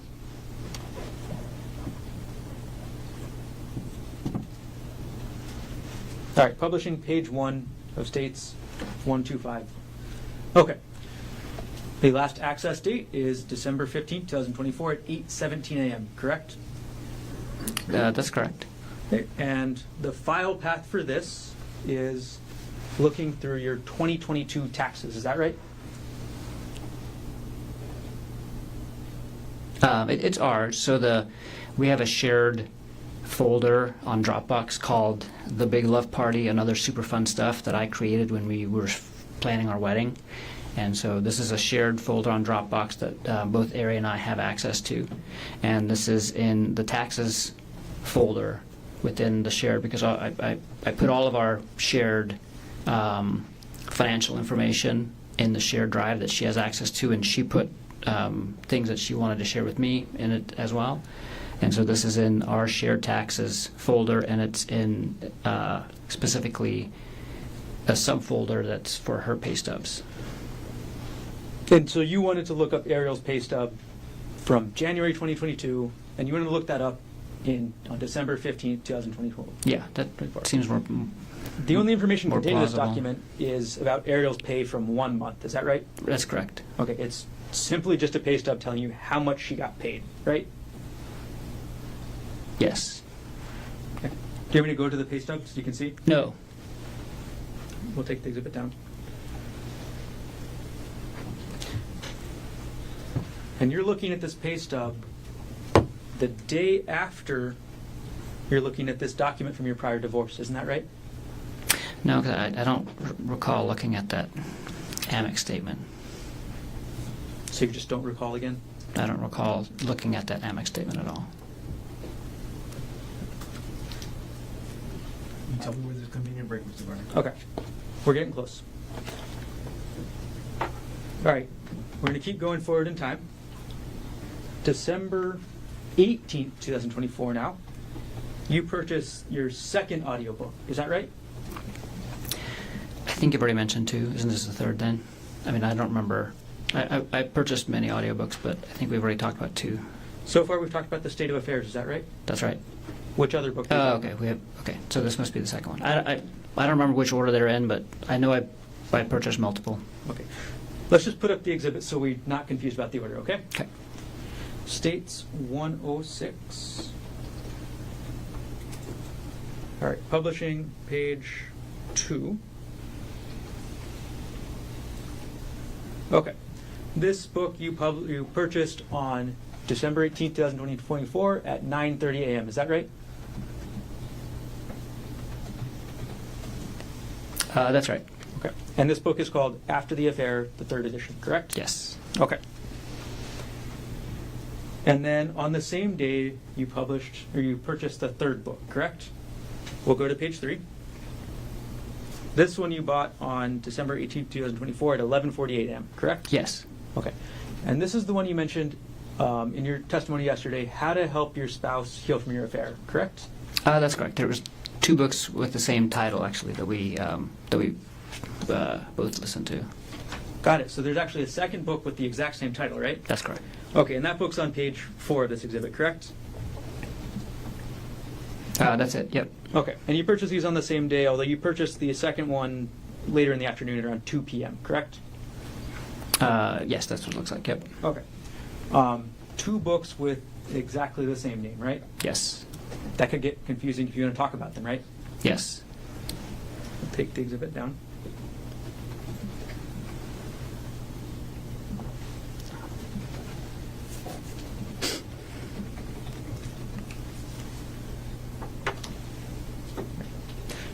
This book, How to Help Your Spouse Heal from Your Affair, that's directed at the wayward partner, correct? Yes. It's directions on the cheating person that they have to follow, correct? Well, I mean, it goes into everything that needs to be done, but and it does it in a way that it explains why those things need to be done. So it was very helpful for me to read as well, because I understood all that needed to be done to kind of fix the relationship. And it does talk about some things that the other spouse has to do as well, but it's primarily focused on what the cheating spouse has to do. So in your mind, this book is primarily geared towards Ariel, but you just wanted to read it too, correct? No, like I said, the book describes very well what needs to happen after an affair, and the vast majority of what needs to be done in the initial stages is by the cheating spouse, but it does go into what the other person has to do, and it's geared for both partners. The title is How to Help Your Spouse Heal from the Affair, but the contents of the book is for both parties. And this book is where you got these terms, or these things you told us yesterday that you believed Ariel needed to do, correct? This is one of the books that I used, yeah. This is where you, I guess you had the idea that she should quit her job before you read this book, right? That's right. Okay. But this book supported that idea for you, correct? Yes, absolutely. And this book, again, as you just talked about, is the one that got that idea that the cheating spouse needs to put in work, right? I'm sorry, can you ask that again? This book also helped you with that idea that the cheating spouse needs to put in work. Is that right? Yes. And this is, again, the book that supports your idea that the cheating spouse needs to give up their privacy, right? Proactively give up privacy as part of the healing process for a period of time, yes. All right. We're going to move forward a couple days, so now would be a good time for recess. Ladies and gentlemen, let's take a 10-minute recess. Come back at 11:40 and we'll go until 12:30. All rise.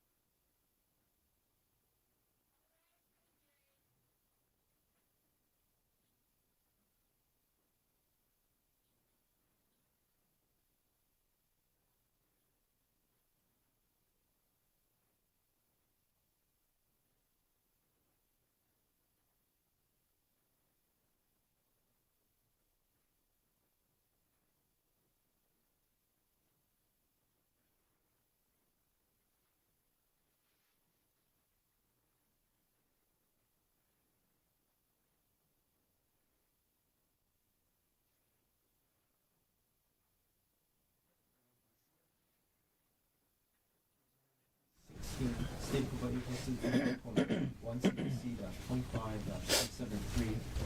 Dr. Konig is on the stand and still in their oath. All four counsel of record are present.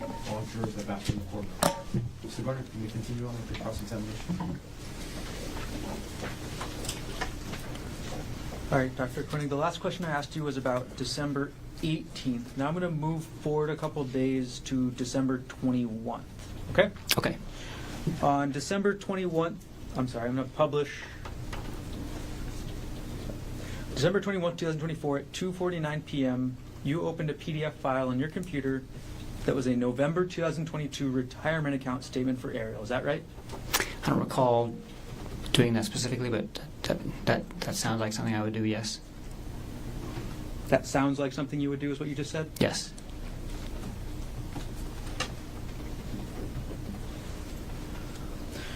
And as of November 2022, Ariel had a retirement account, correct?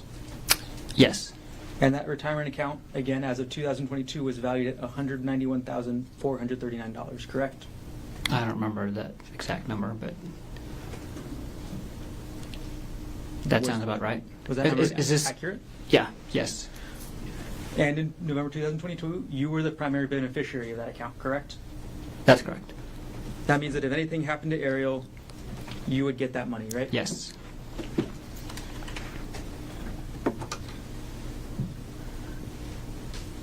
Okay. And I'm going to publish States Exhibit 125, page 7, or page 3. This is the metadata for the account that you accessed on, or for the document you accessed on December 21st, 2024. Is that correct? Yes. All right, and this is the Westinghouse November 2022 statement, correct? Yes. And this is the first page of the statement, correct? Yes. Okay. And in the top right, it says total value of the account, $191,439, correct? That's correct. Okay, take that down.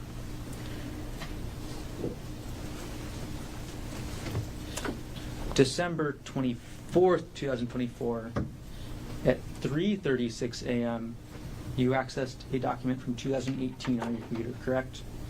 I don't recall that. I'm going to publish dates 125 at page 7. On December 24th, 2024, at 3:36 a.m., you accessed a PDF, correct? I have no recollection of accessing this. This is a document that talks about. Objection, non-responsive. Sustained. Okay. Now, the last access date and time from this metadata is December 24th, 2024 at 3:36 a.m. Correct, Doctor? Yes.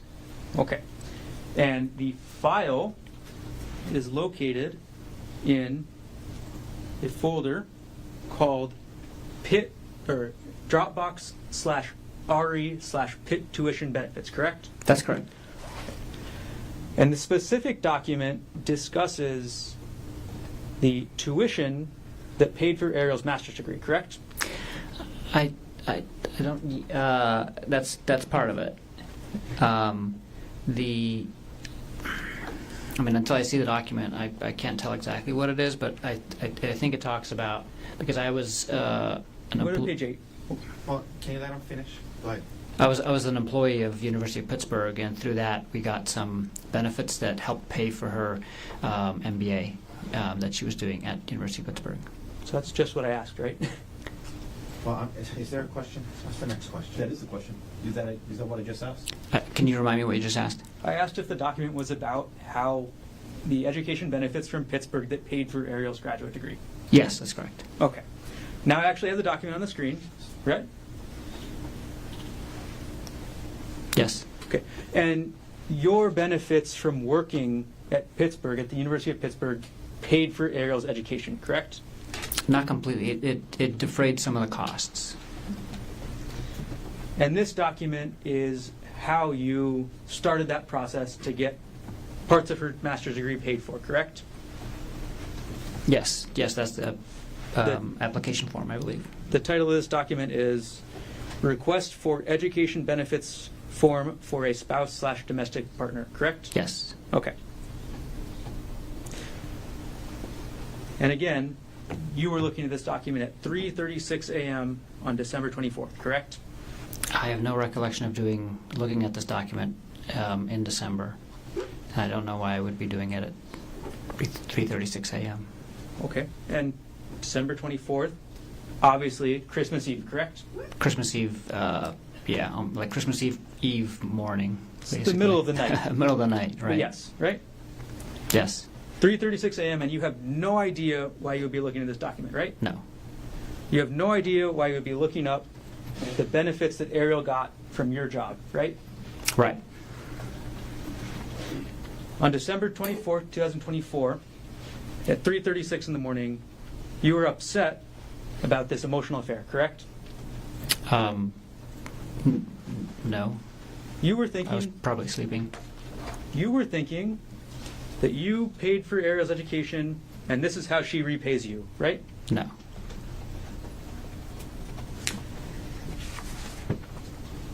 So your testimony today is that you were not thinking that, right? Yes. Your testimony today is you have no idea why you were looking at these benefits, right? Yeah, I don't remember looking at this, and I don't remember the reason, if I did. And you testified you have no idea why you would have looked at it in the first place. Is that right? Not at this time, no. All right, we're going to publish State's Exhibit 105. I'll make sure we start at page 1.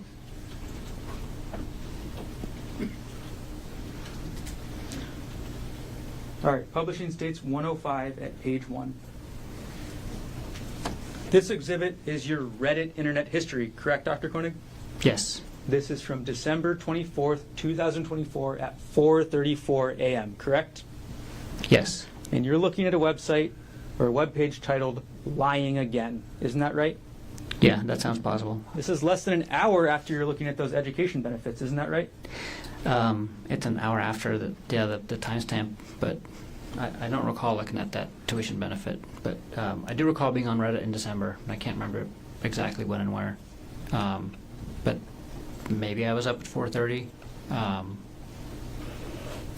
That sounds plausible. That sounds plausible. Yes. All right. Later that day, so we're still on Christmas Eve, at 12:49 p.m., you emailed yourself 3 separate files, correct? I don't recall. 12:49 p.m., Christmas Eve, you emailed yourself 3 files all related to Jeff Miller. Isn't that right? I don't recall.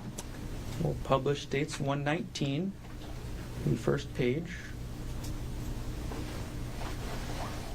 On December 24th, 2024 at 12:26 p.m., you sent an email from your gkonig@proinbox.com email to the same email address with an attachment called WhatsApp chat jeffmiller.zip, correct? Yes. And then we're going to publish states 120, the first page, the metadata. At 12:20 p.m. on the same day, Christmas Eve, you sent yourself WhatsApp chat jeffmiller2.zip, correct? That's correct. And states 121 with the metadata page, the first page. On the same date, December 24th, 2024 at 12:20 p.m., you sent a third email to yourself, right? That's correct. And this was with WhatsApp chat jeffmiller3.zip. Is that right? Yes. So, going through our timeline on Christmas Eve, 3:36 in the morning, document about Ariel's financial benefits from your job, correct? That's what's being opened on your computer. Yes. 4:34 a.m., you start your Reddit search about lying again, correct? I don't know if I started it but yeah, I was looking at that thread at 4:34 p.m. 12:20 p.m., you send yourself these emails, correct? Yes. It's safe to say that on December 24th, 2024, you were thinking about this affair, correct? Yes. You were upset about this affair, correct? I was hurt and confused and a lot of things. And I was probably upset too. Yes. Okay. We'll move on to Christmas, Dr. Konig. We're going to publish now States Exhibit 105 at page 6.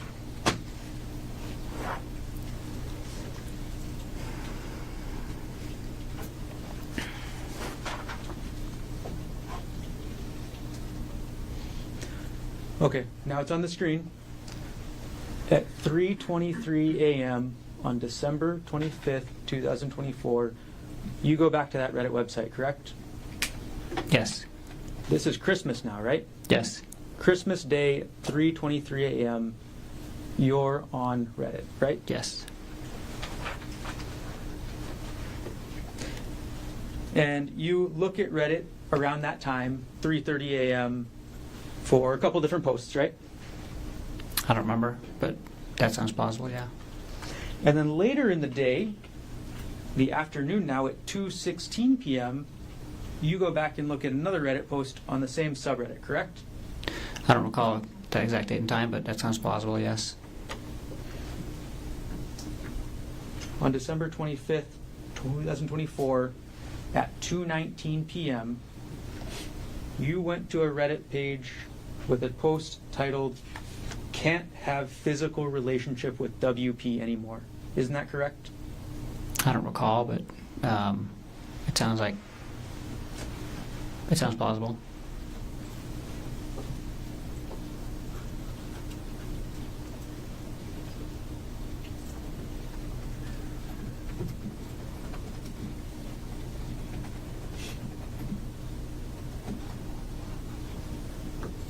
We're going to publish States 105, page number 20. This is that page you visited at 2:19 p.m. on Christmas, correct? Yes. And the title of that page is "Can't Have Physical Relationship with WP Anymore," correct? Yes.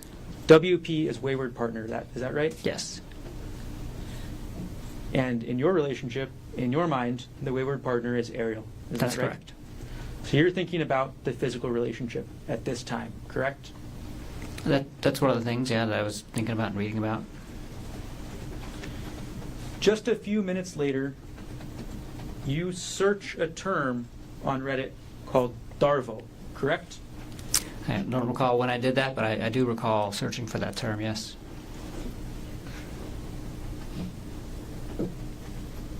We'll publish 105 at page 24. This is that search, isn't that right, Doctor? Yes. Okay. And this is not a specific post about the word Darvo. This is actually a search for information about the word Darvo, correct? That's correct. And you know what that acronym means, right? Yes. The D stands for deny, right? Yes. The A stands for attack, correct? Yes. And the RVO are all connected together, and they mean reverse, victim, and offender. Is that right? That's right. So in order to use that strategy first, the accused will deny the accusation, correct?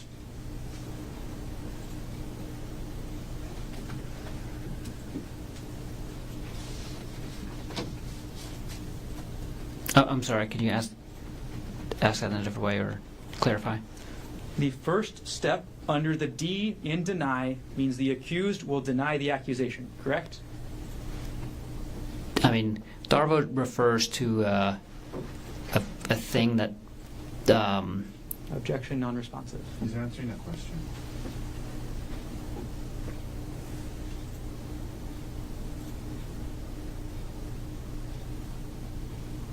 Objection sustained.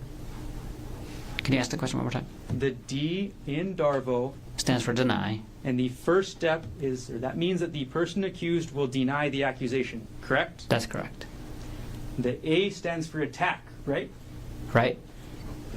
And that step is the person accused will attack the accuser's credibility. Is that right? It stands for attacking the accuser in many different ways, not just their credibility, but that's one of the ways in which they could be attacked. Yes. So you can attack credibility, right? Yes. You can attack them in other ways, correct? That's right. You can attack them with irrelevant information, right? Lots of different things. Lots of different ways you can do the attack, right? That's correct. And the last section of DARVO, the RVO, again stands for reverse victim and offender. Right. Yes. And that's when the perpetrator portrays themselves as the victim, correct? That's right. DARVO is a tactic used by individuals or institutions to deflect blame and responsibility for harmful actions, correct? Yes. Okay. We're going to move on to the next day, Doctor. December 26, 2024, at 6:47 a.m., you reviewed your 2018 tax notes. Is that correct? I don't recall that specifically, but that sounds plausible. Okay. We're going to publish the metadata page, so the first page of States Exhibit 114. Okay. You can look at the screen, Doctor. Yes. On December 26, 2024, at 6:47 a.m., you accessed a document called 2018 Taxes GK Notes, Yes. correct? This document is your notes about the taxes you paid in 2018, correct? It's the document that I create that has all the information that I give to our accountant so that to help them do our taxes. So I make a document every year, and for the next year I copy and paste the previous year's document, and then I just change the information and send it to them. Yes. So it does have how much we paid in taxes, but it also has a bunch of other stuff in there. And you said then for the next year, each year you'll copy and paste the last year because obviously you just want to use the most recent year, correct? That's right. But the day after Christmas, you're looking at your notes from 2018, correct? Seems so, yes. And in those notes, you discuss, or you have the information, how much child support you paid in 2018, correct? That's correct. You have how much alimony you paid in 2018, correct? That's correct. You paid about $29,000 a year in child support in 2018, correct? That's right. You paid about $6,000 in alimony in 2018, correct? That's correct. And this was to your ex-wife, Jessica Patella-Ray. Is that right? That's right. Dr. Konig, this is 2018 money we're talking about, right? Yes. Inflation has clearly gone crazy since 2018, right? That's right. So in 2024 dollars, that'd be quite a lot more, right? It would be more. I'm not sure how much more. And actually, I don't know. Child support is a calculation, so I'm not sure if. But yeah, I'm sure they make adjustments for inflation. Yeah. How much money were you making in 2018 again? Probably $350,000. So you were making less money than you made in 2024, correct? About the same, actually. I took a significant pay cut when I moved to Maui. Dr. Konig, isn't it true that these tax notes that you have say you actually made $446,000 in 2018? If whatever's on the tax notes is accurate, so if I said 350, then I misspoke. Okay. What was the final number? I'll publish the exhibit now, and this is page 2 of the exhibit. Okay. So you made $446,000 in 2018, correct? That's correct. Okay.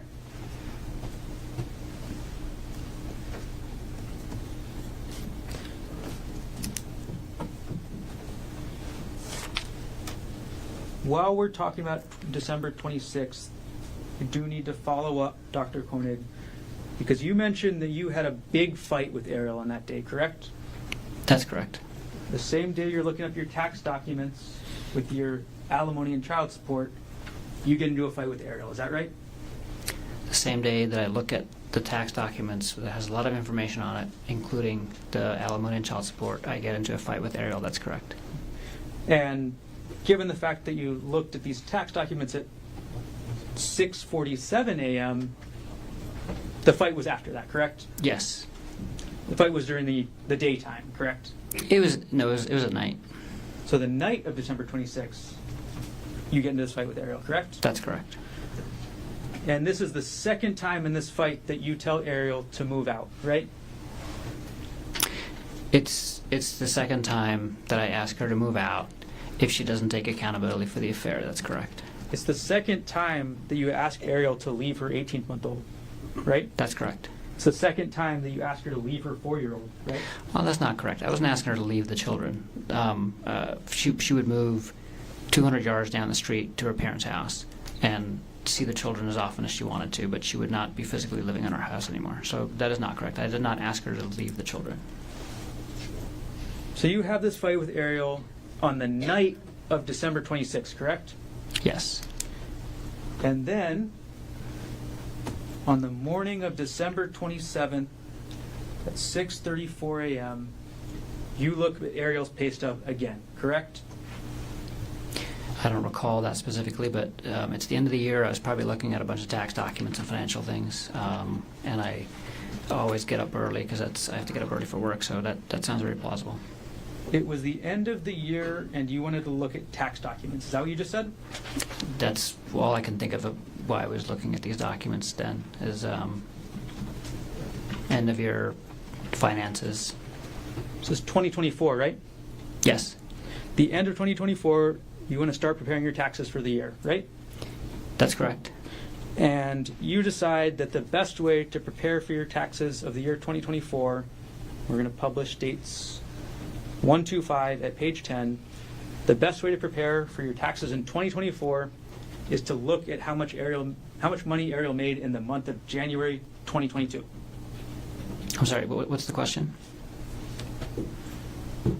This document has nothing to do with how much money you'd pay in taxes in 2024, correct? That's correct.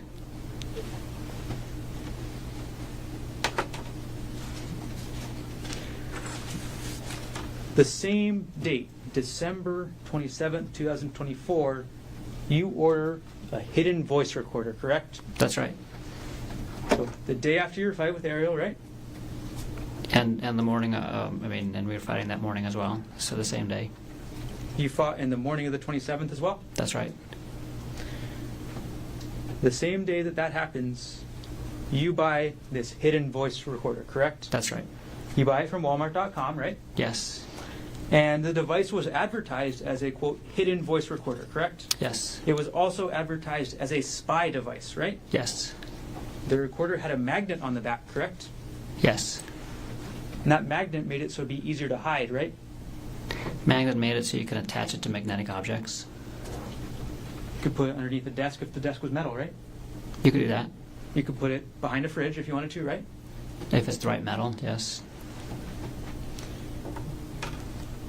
And you testified yesterday that your purpose with this device was to secretly record Ariel, correct? That's correct. This device would also work just as well to leave in her home office. Isn't that correct? You could, yeah, you could leave it, you can leave it wherever you want to leave it. You could leave it in her home office to test out whether she was still talking to Jeff Miller, correct? You could. And on the same day, December 27th at 9:15 a.m., you looked into the WhatsApp login portal on your laptop. Is that right? I'm sorry, what time did you say? 9:15 a.m., you logged into the WhatsApp login portal from your laptop, correct? That sounds plausible, yes. So as you're having this fight with Ariel in the morning, 9:15 around then, you log into WhatsApp, right? Yes. You want to find out who she's been talking to, what she's been saying, right? No. I was logging into my WhatsApp. You want to At find that out point if in Ariel's time, still... Sorry. Yes, I don't finish. At that point in time, I was not logged into her WhatsApp on my computer any longer, and I was using WhatsApp for my work, and I was logging into my WhatsApp. So your testimony is that immediately after having this fight, same day you're ordering this recorder to spy on Ariel, that you're logging into WhatsApp for other purposes. Yes.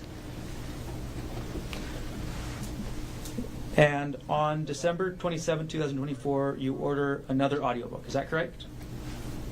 I don't recall. You order an audiobook called Getting the Love You Want, right? Oh, yes, I do, yes. Okay. Walk us through December 27th again, Doctor. In the morning, 6:47 a.m. Sorry, let me get the time correct. In the morning at 6:34 a.m., you look at Ariel's January 2022 pay stub, correct? Asked and answered. Just going through it again here. Just went through it. Yes. Yes. Is that the answer to my question?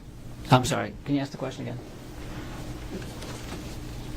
Okay, we're going to review December 27th, 2024, okay? So, 6:34 a.m., you look at Ariel's old tax document. Asked and answered, Your Honor. Just went through this. He didn't answer it. Overruled. I mean, about 8 minutes ago, we went through this. Please answer no. Yes. Okay. You looked at her, or you also got into a fight with her that morning. We continued an argument from the previous night. Same day you order the hidden voice recorder. Yes. Same day you log into WhatsApp. Asked Yes. and answered. And same day you order this next audiobook, correct? Yes.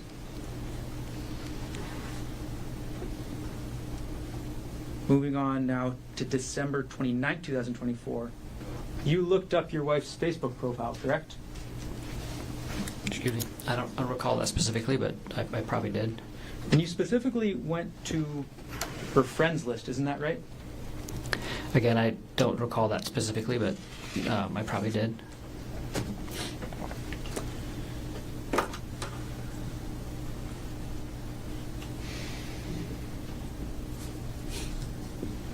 Now, on December 30th, 2024, we're moving closer to New Year's, right? Yes.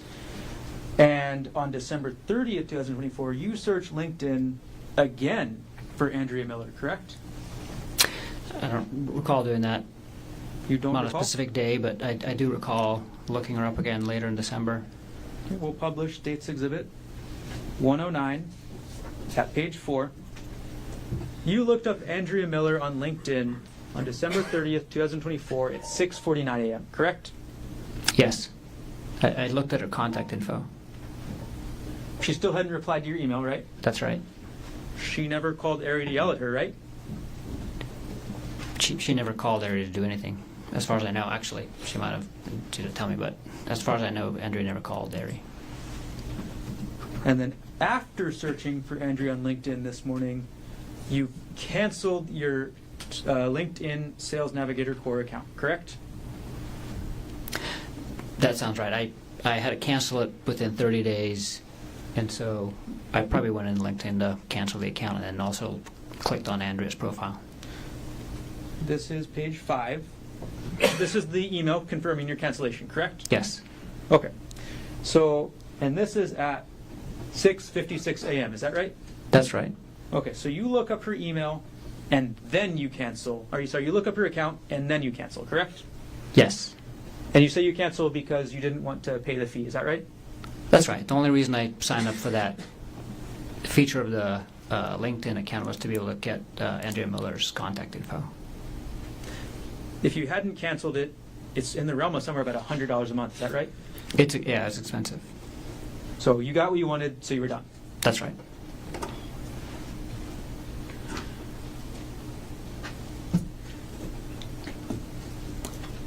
And on that same day, December 30th, you also purchased a new audiobook, is that right?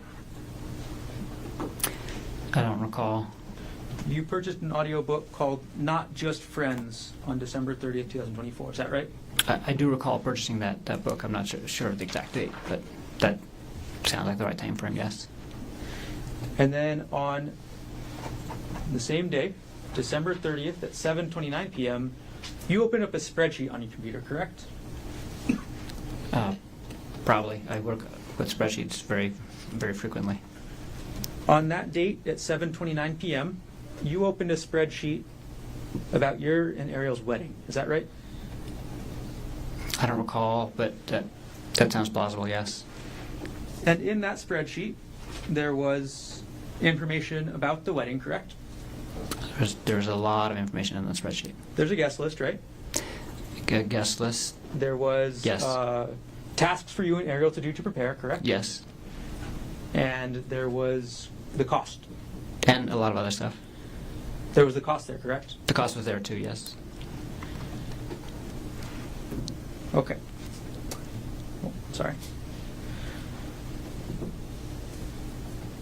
Moving on now to December 31st. December 31st is Christmas Eve, right? I'm sorry, New Year's Eve. Yes. Okay, New Year's Eve, 8:38 p.m., you accessed a PDF file on your computer from that JPR divorce folder. Is that correct? I don't recall doing that at all. You don't recall? No. We'll go to States 113. We'll publish page 2.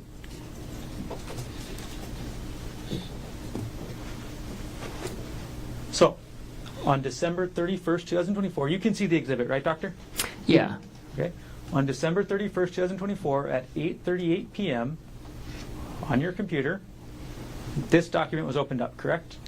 Again, I don't recall opening up this document. I can't think of a reason why I would have opened up this document. Again, it's a credit card statement from 2016 that was part of the hearing on the divorce, but it's not even actually it's not even the document for the divorce hearing. It's just one of the credit card statements, and I have no recollection of opening this document at that time, and don't know why I did that, or if I did it. And that's what I'm saying, because it says file system last access. Like, so does that get triggered when something other than just opening the document happens? Because I don't recall opening up this document at all.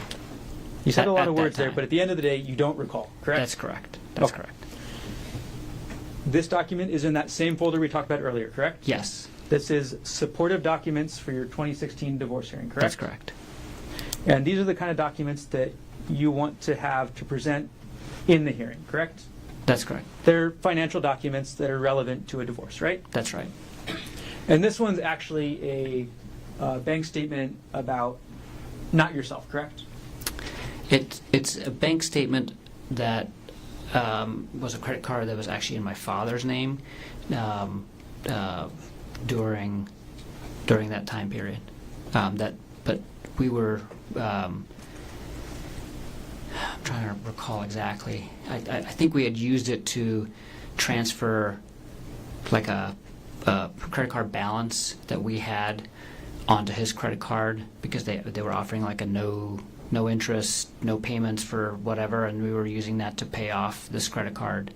I was using it to pay off my credit card debt at a more favorable or zero interest rate. But yeah, that was a credit card in my dad's name. So you included this document in your divorce hearing folder because it was relevant to your divorce, right? That's correct. Okay. Now, at 8:38 p.m. on New Year's Eve, you also looked up a March 2022 pay stub for Gerhardt Konig, correct? I'm sorry. Can you say that again? At 8:38 p.m., the same time, on December 31st, 2024, the same date, you also looked up a March 2022 pay stub for Gerhardt Konig. Is that right? I don't recall doing that specifically, but that sounds plausible. Yes. We're going to publish dates 1, 2, 5, page 11. All right. Dr. Konig, this is the metadata for that document, correct?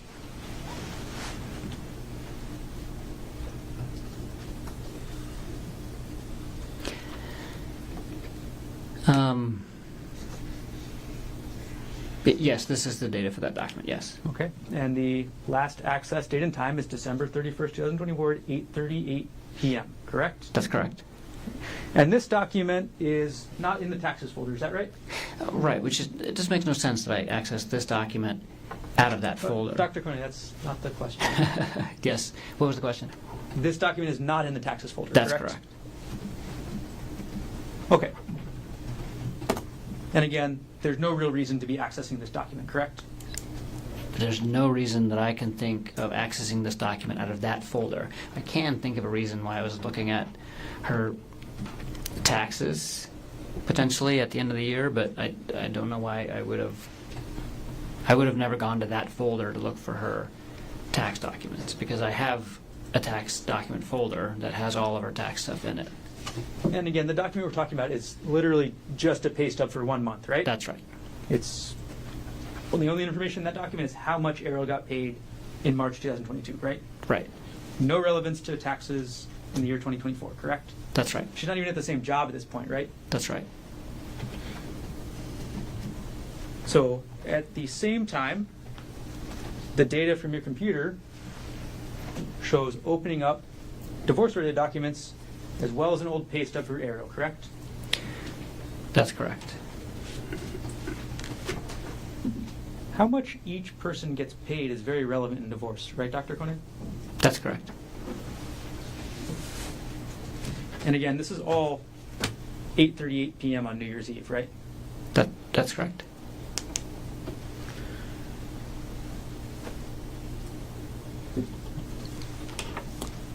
Now, January 3rd, 2025, moving forward a couple days, you save a file on your computer with an Excel spreadsheet that has the chats between Ariel Konig and Jeff Miller. Is that right? I don't remember the exact date and time, but I did have a spreadsheet like that, yes. You had a spreadsheet that was essentially the entire chats that they had, correct? Yes. And you saved that in January 2025, correct? I don't remember the exact date. I thought I did that in December. I know I created the file in December. Okay, we'll publish dates 139, and you created the file on December 24th, 2024, correct? That sounds more reasonable. Okay. You accessed the file on January 3rd, 2025, correct? It looks like it, yes. So it's safe to say that on January 3rd, you're still thinking about these messages, right? Oh, absolutely. They're still in your mind a lot, right? Definitely. You're still upset? I'm still thinking about the affair. It's hard to get off your mind, right? I'm still thinking about the affair. You're thinking about it a lot, right? I'm thinking about it often, yes. It's hard to stop thinking about it, isn't it? No, at that point in time, I could stop thinking about it, and I was functioning just fine. So you say that in January 2025, you were okay to stop thinking about it when you needed to, right? Absolutely. Okay.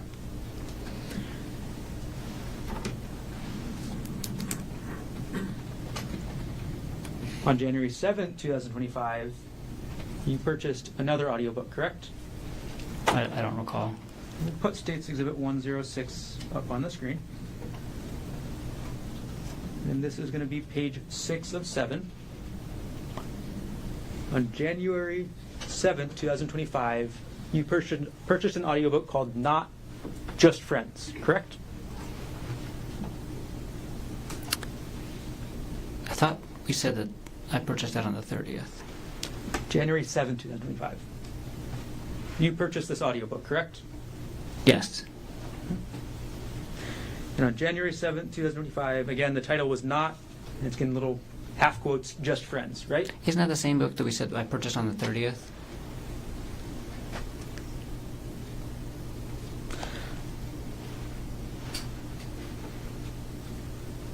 Dr. Konig, you weren't asked about any books on the 30th of December, were you? I'm sorry. We've been talking about a lot of books and a lot of dates, but I agree. I purchased that book on the 7th. Okay. So you agree you purchased this book on January 7th, 2025, correct? Yes. And obviously, when you purchased this book, you were still thinking about the affair, right? Yes. It was still on your mind, right? Yes. And you actually purchased this book, I'll zoom in on the email time, at 4:32 a.m., correct? Yes. So at 4:32 a.m., January 7th, you're still thinking about this, right? Yes.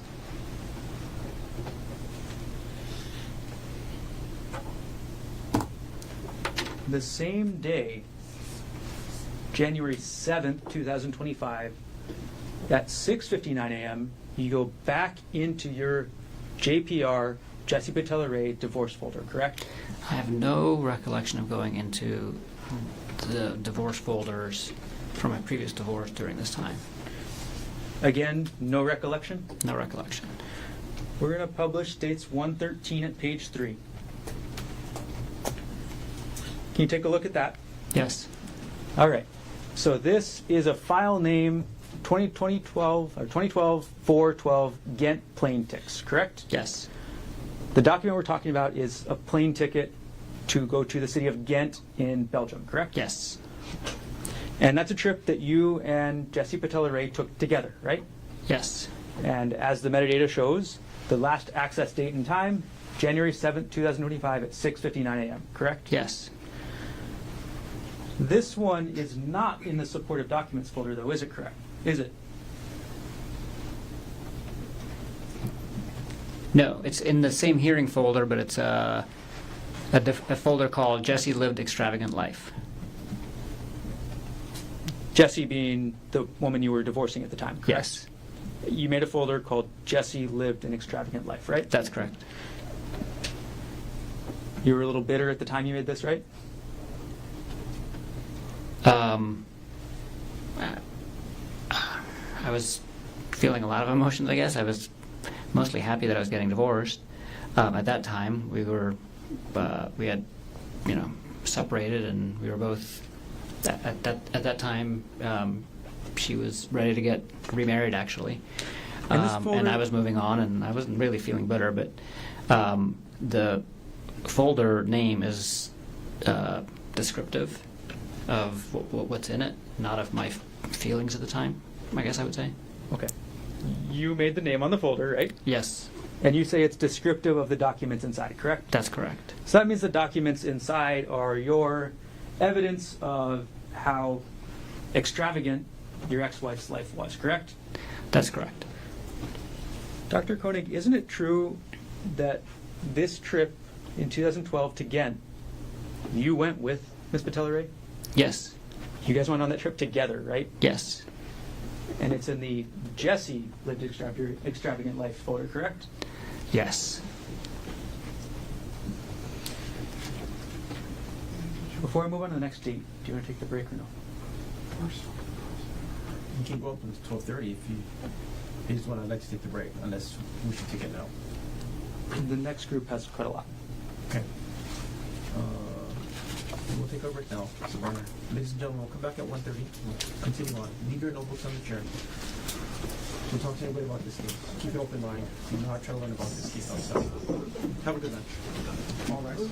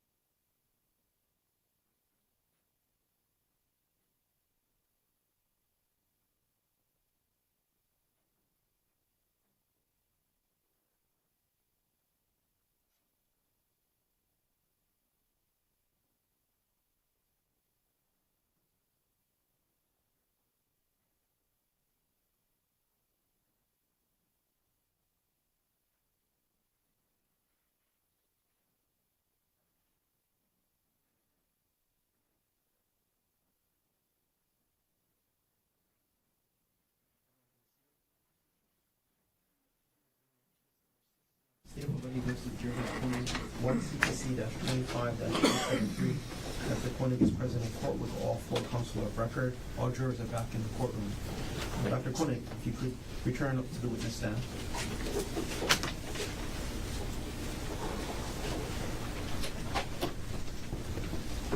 You're still under oath. And Mr. Garner, you may continue on with your cross-examination.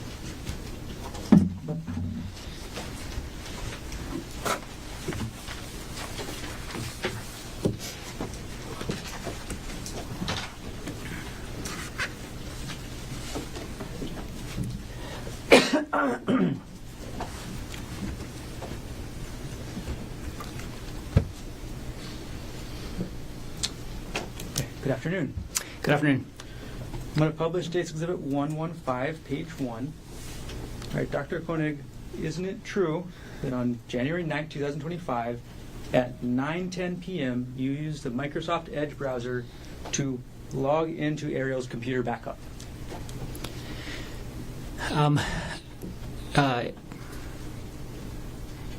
Yes. So what you're logging into that this exhibit shows is a backup of Ariel's hard drive created in 2011, correct? No.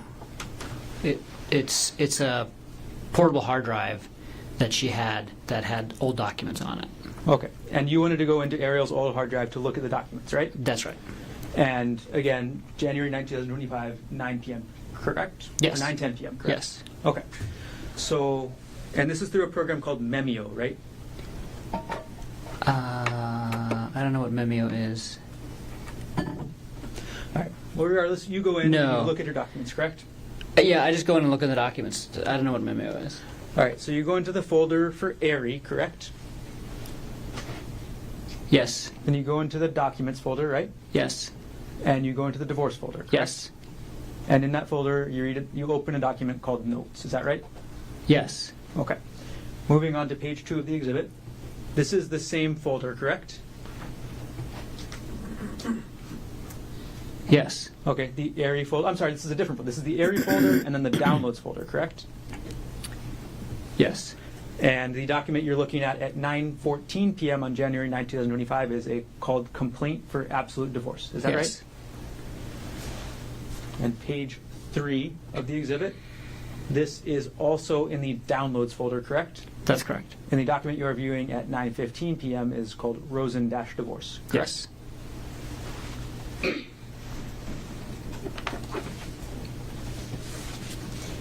And again, these were all on Ariel's external hard drive, correct? Yes. On February 3rd, 2025, you go back to your prior divorce folder, is that correct? I don't recall that at all. Publishing States Exhibit 113, page 4. On February 3rd, 2025, you go back to your divorce folder from your prior divorce to Jessica Patella Ray. Is that correct? I do not recall doing this at all. And this is, again, looking at the account statement from your father's account that you moved money into for your loan purposes. That's correct? It looks like it's the same credit card. I can't remember if it's the same statement date, but it's that same PK Chase Freedom credit card that we used to transfer a balance into to pay it down. And the last access date and time from the computer system is February 3rd, 2025 at 8:42 a.m., correct? The last access date and time from the computer system is that date and time. That's correct. So between December 14th and February 3rd, there are 4 different accesses to your prior divorce folder on your computer, correct? From the computer system, yes. That you have no recollection of. That I have no recollection of. But you are looking at Ariel's documents on her hard drive about divorce, correct? Yes, I did look at that divorce folder on her portable hard drive on that date and time. And during that time period, you're also looking into Ariel's old pay stubs, right? Yes. You're also looking into your tax notes that include information about how much alimony and child support you paid, right? Again, I don't recall looking at a 2018 tax notes during that time, but that tax document was accessed by the system at that time, and that tax document does include alimony and child support. And you're researching these financial documents and these divorce documents because you want to see how much damage you're going to suffer in a divorce. Isn't that right? That's not right. In January, you also review your wedding documents again. Is that correct? I don't recall. Maybe show me what you're discussing.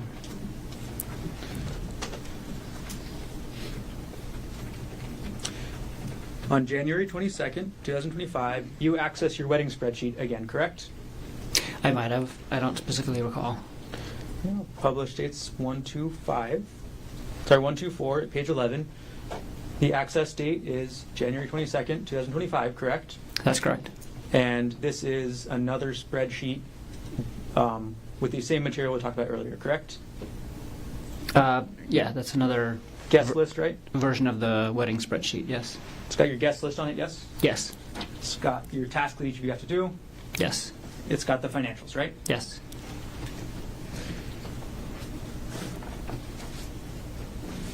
And on the same date, January 22nd, 2025, at 3:04 p.m., you view a document called Worthington Konig Wedding Room Block 9.14.18, correct? I don't remember doing that at all. You have no recollection of I this. have no recollection of doing that. It's the same date as the Excel spreadsheet, right? Yes. We're going to publish dates 124 at page 12. And again, if you can look, the file system last access date, January 22nd, 2025 at 3:04 p.m., correct? Yes, I see that. Okay. And in this document, this is the reservation for the venue of your wedding, correct? That's right. And it specifically shows how much that cost. Isn't that right? I have no recollection of what's on that document. No recollection. Okay, we'll publish to the next page.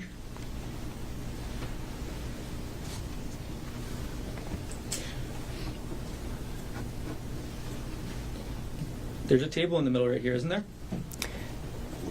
Yeah, and that's the guest room block, so that shows if our guests decide to stay at that hotel, what they would pay under the wedding rate for those 3 different rooms. We'll move on to the next page. This is basically rules that you have to follow, or what you have to decide Sure. what the rules are.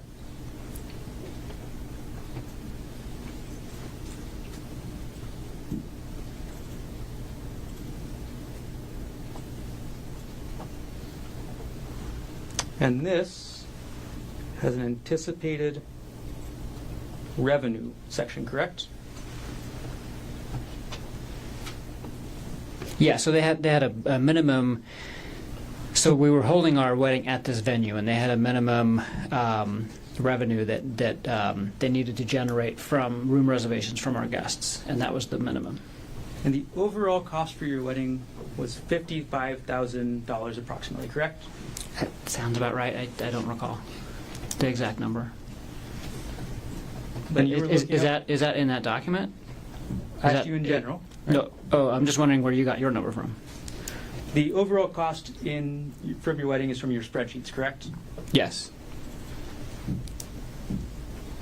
So you're looking up multiple different spreadsheets with the cost, right? I have no recollection of looking at the wedding room block document. I don't have a recollection of looking at the wedding spreadsheet either, but I could potentially think of a reason why I would have done that. But I've no recollection of opening that wedding room block and have no idea why I would have done that. The next date that you open the wedding spreadsheet is February 24th, 2025. Isn't that correct? I don't remember opening the wedding spreadsheet, but You don't recall? Okay. You also open a document called Final Floral Proposal on March 14th, 2025. Isn't that correct? no, I don't think I did. I don't remember doing that. And if that's related to the wedding, I certainly did not look at the floral contract or whatever. What is it called? You're saying you did not look at the floral contract? No. Or the final floral proposal, is that right? I 100% did not look at the final floral proposal for our wedding in March. The published dates 124 at page 21. The document that we're looking at has a file name of Final Floral Proposal, correct? That's correct. File system, last access date and time, March 14, 2025. Yeah, the computer system accessed it on that date and time. I have no recollection of opening this document and looking at that date and time. The computer system did all this? Yes. The computer system opened this document, is what you're saying today? I'm not sure what Where the does computer access system go? did. It says Okay. accessed.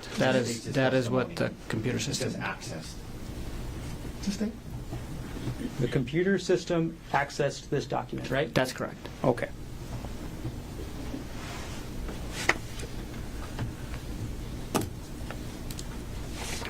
On January 22nd, 2025, you viewed a UBS portfolio detailing your and your wife's retirement accounts, correct? That's correct. And that was a statement from December 2004, correct? 2004? 2024, correct? Yes.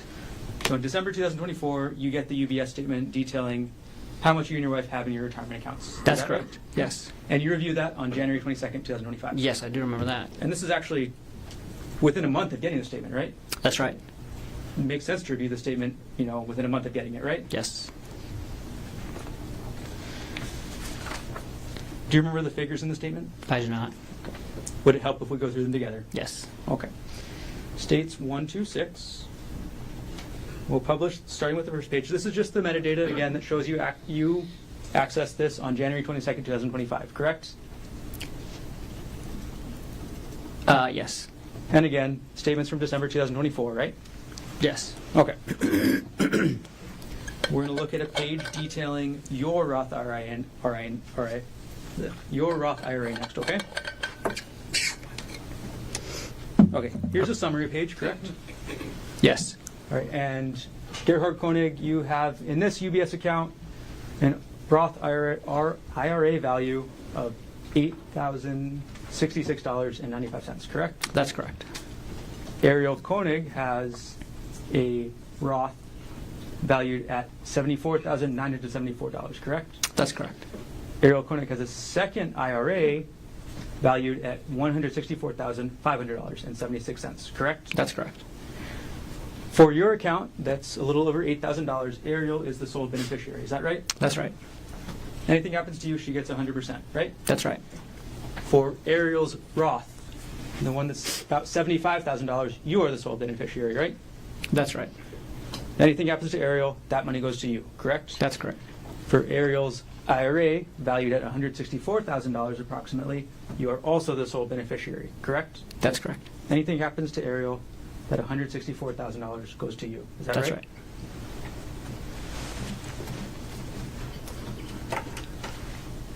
In January 22nd, 2025, that's about the same time that you're doing all your life insurance work, right? That's right. And that's the same, or around the same time that you send Ariel that email instructing her to get a $250,000 life insurance policy, correct? I did not instruct her to get that. It was a discussion that we had together, and the email was a summary of the product and the person to talk to after I contacted AAA. So I wasn't telling her to get life insurance. It was, here, contact this guy and ask for this product to get the life insurance that we discussed. And you sent that on January 21st, is that correct? I don't recall the exact date, but that sounds like it's the right date. On February 4th, 2025, you viewed a May 2022 pay stub for Ariel, isn't that correct? I'm sorry, say that again? On February 4th, 2025, at 2:29 p.m., you viewed a May 2022 pay stub for Ariel, correct? I have no recollection of that.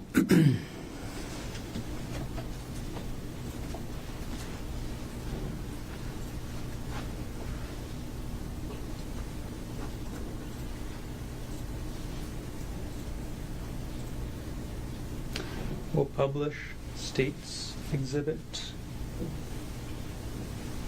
125 at page 22. This is the metadata, correct, Dr. Konig? Yes, And again, the document we're looking at is a pay stub, correct? that's right. There's one pay stub from 2022 at the end of May. And this is in your taxes folder on your computer, right? Yes, that's in the shared drive in the taxes folder. That's correct. Your testimony today is you have no recollection of looking at this. I have no recollection of looking at this. And the information contained in this pay stub is only the amount Ariel got paid that 1 month, For right? that 1 month, correct. Yeah, it doesn't make any sense that I would have looked at 1 month of pay stub data from 2 years ago It at that wouldn't make time. any sense, right? It would not.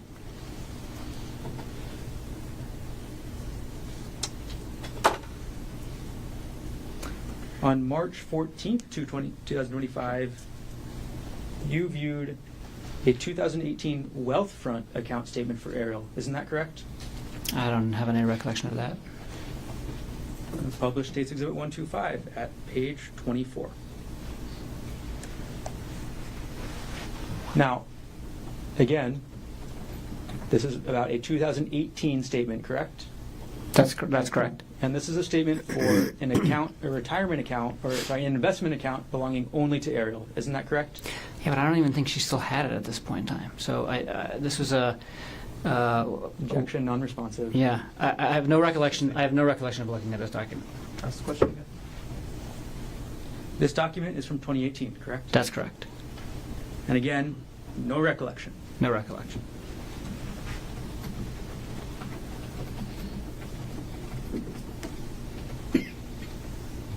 On March 16th, 2025, you viewed a document, again, about Ariel's retirement accounts, correct? I don't have a. I might have.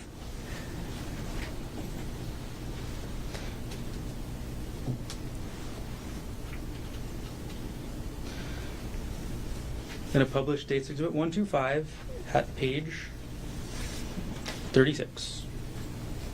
On March 16th, 2025, you accessed a document that belongs, or that is about Ariel's financials, correct?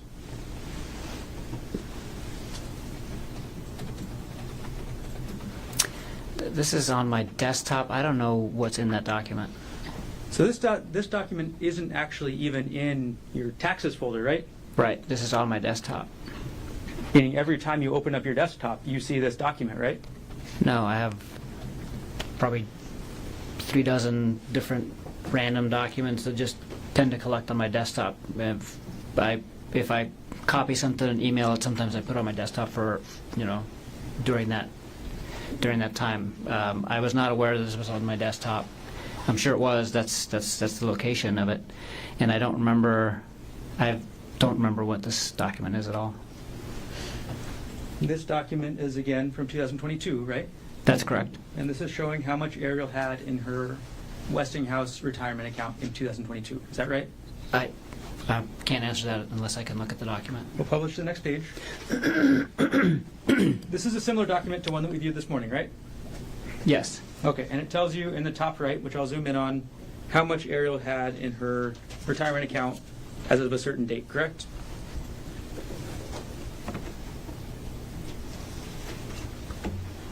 Yes. It says the total value of that account, and what's the date? The date was, the account summary shows 2022 in November, correct? Oh, yeah.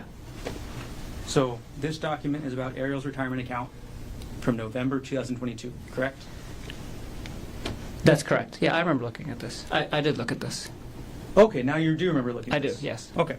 And November 2022 is a couple years before March 2025, correct? That's correct. It's 2.5 years, right? Yes.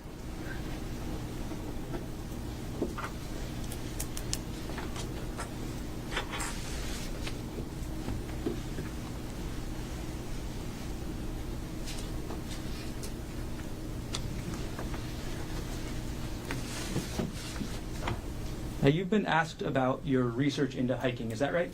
That's right. And you testified yesterday that you do a lot of hiking, right? I do. Isn't it true that there are only searches and computer data related to hiking between the dates of February 28, 2025 to March 4, 2025 on that computer? That's correct. Well, objection. There was a search range in the search warrant. Do we speak in objections? there was a search range in the search warrant. This question was about the entire computer. Approach.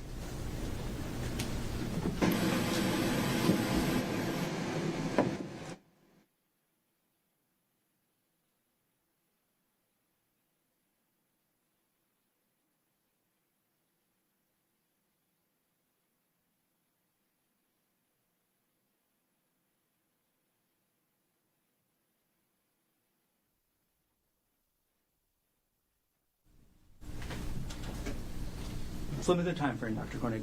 Between December 2024 and March 2025, the only data related to hiking from your computer is for those 5 days, correct? That's correct.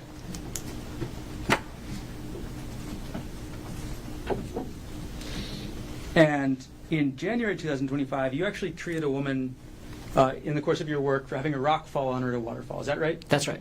You saw the injury that she got from that rock, correct? I did. You saw what kind of treatment she needed, right? Yes.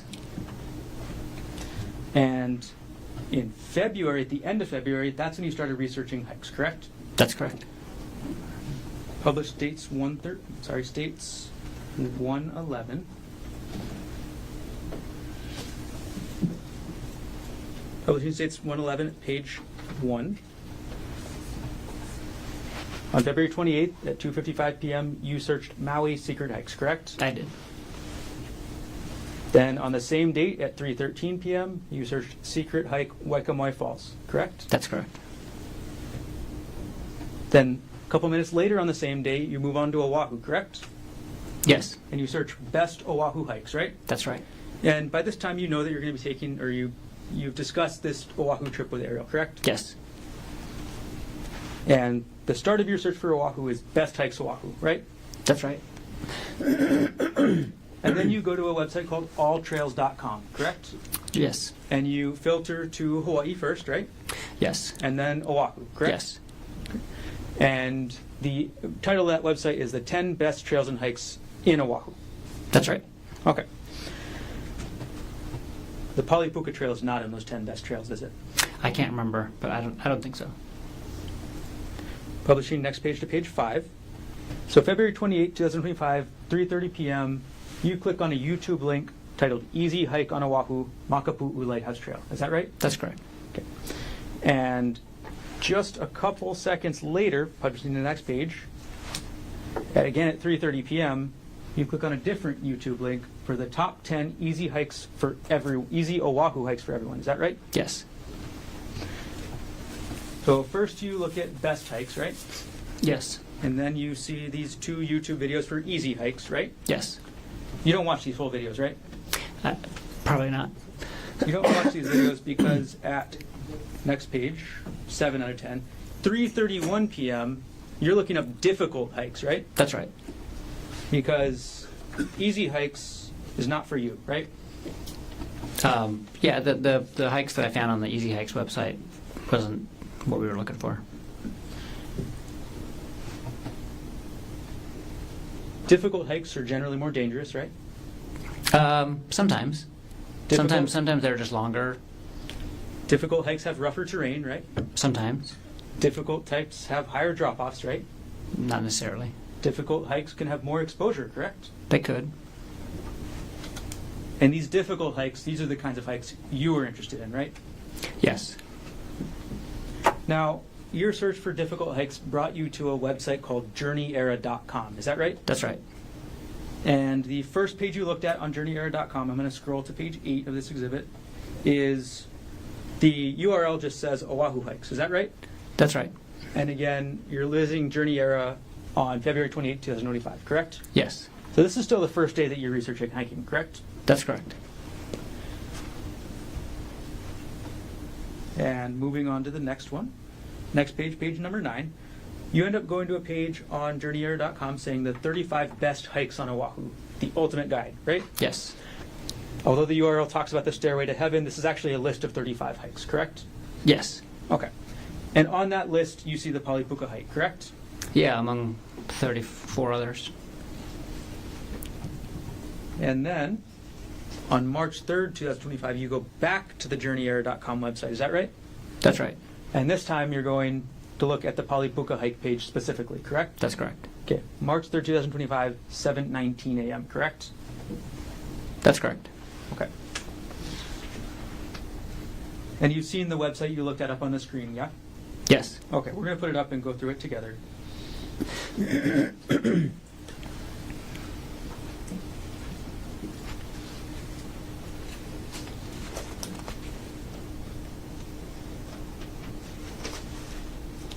All right, this is the front page of the website, right? Yes. All right, we're going to go to page 2. When you read this, you saw that sentence that says, the Poly Lookout itself is a popular tourist spot, but 99% of visitors to the lookout don't hike. They just look over the valley. You saw that sentence, right? I'm sure I did. Yeah. And then you saw the page that describes the hike, isn't that right? That's right. You read the description? Yes. So you read the description that says, the hike isn't necessarily dangerous, but much of the path is on the edge of a huge drop-off. You read that, right? I'm sure I did. And you read the sentence that says, does that make it dangerous? You decide. I'm sure I did. I remember reading this whole article. So you remember reading the whole article. Yes. You remember reading the part that says that the hike spits you out on the edge of a cliff with a huge drop-off. If it says that, then I read that. You remember looking at this picture of the hike, right? Yes. And you see this picture, and this is what you want to do. Yes. This is the hike you want to take Ariel on, right? Yes. Next page.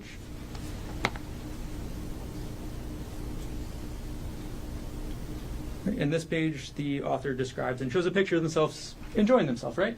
That's right. And they're looking out over the entire windward side, is that right? That's right. And this picture on this side has the puka, is that right? That's right. And this is at the end of the hike, right?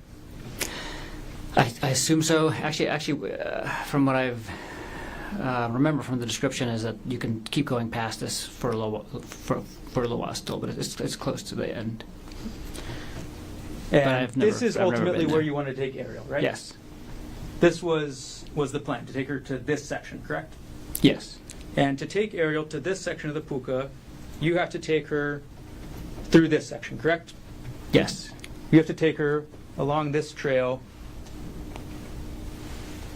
along the cliff. Is that right? Presumably, I never got to this point in the trail, but according to the pictures, yes. You never got this far on the trail, right? No. The plan was to get that far on the trail, though, right? Yes.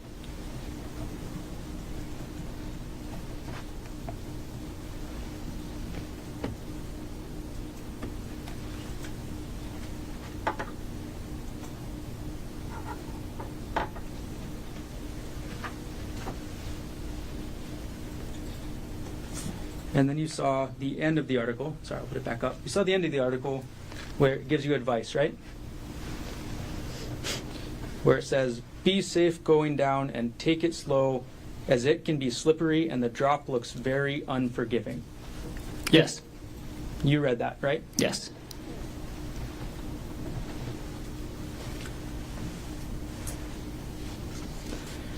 Now, while this is all going on, you've also been working on updating the insurance, correct? Yeah, so we applied at the end of January, and this was March 4th.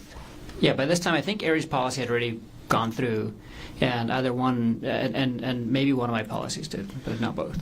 Your insurance policy doesn't go through partially until March 12th and then completely on March 24th. Is that correct? That sounds right. On March 17th, you actually search up Ariel's profile on Facebook again. Is that correct? I don't have a specific recollection of that, but I probably did. And on March 4th, 2025, you were also looking at WhatsApp again, correct? Probably. I was using WhatsApp every day You were using WhatsApp every day. for work. Now,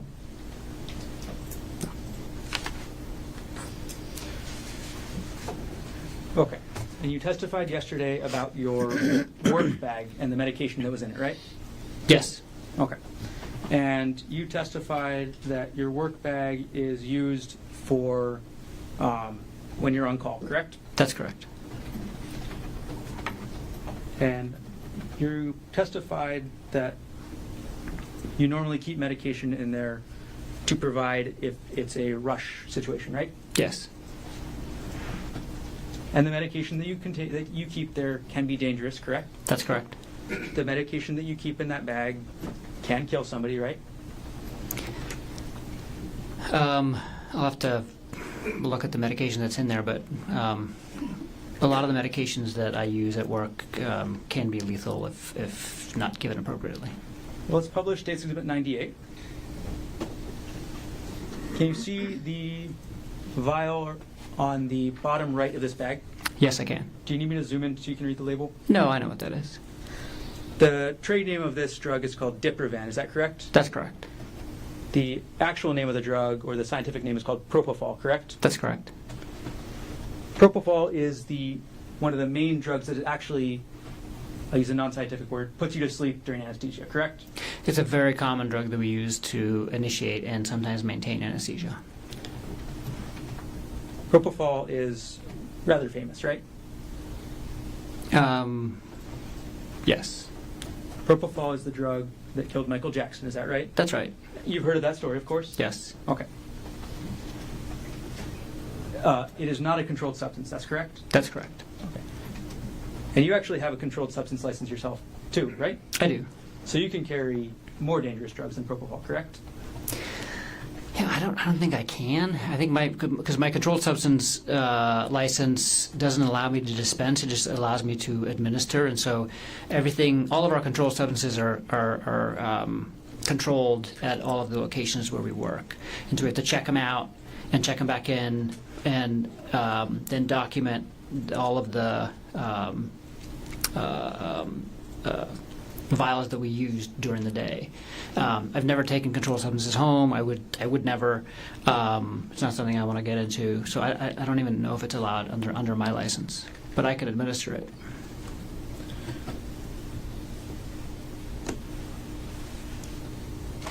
All right.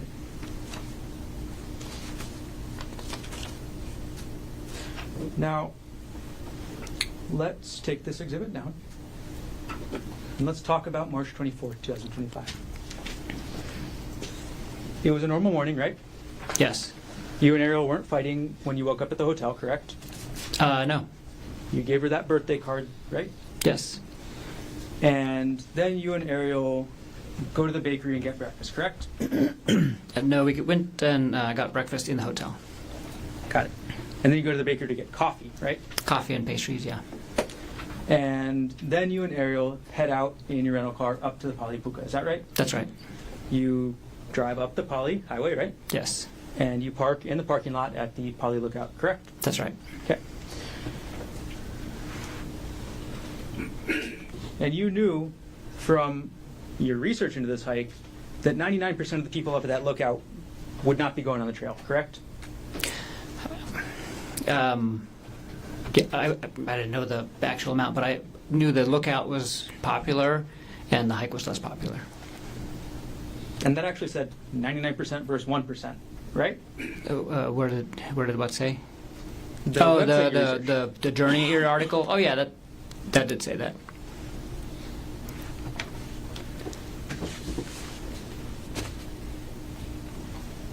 The website even told you, does that make the hike dangerous? You decide. Is that right? No, the website when the website said that, it was talking about the trail being next to a cliff, not the trail being some isolated, secluded spot that there's no people. The website said you decide if the trail is dangerous, correct? No, the website said specifically, it's not dangerous if you stay on the trail, but if you don't stay on the trail, you might fall off the cliff. Is that dangerous? You decide. And you saw that cliff, right? I did. On the picture, And you saw that cliff was at minimum several hundred feet high, correct? yes, You know, common sense tells you somebody falls off that cliff, they're going to die, right? that's correct. And the website even tells you that the hike spits you out on the edge of a cliff with a huge drop off. Is that right? That's right. And that photo that we looked at shows the trail going right along the cliff edge, correct? For parts of it. And this is the hike that you wanted to take Ariel on for her birthday, right? Yes. You wanted to go through the start of the hike, correct? I'm sorry. Can you say that again? You wanted to do more than just start the hike, correct? I wanted to do more than just start the hike. That's correct. You wanted to do the whole hike, is that right? That was the plan.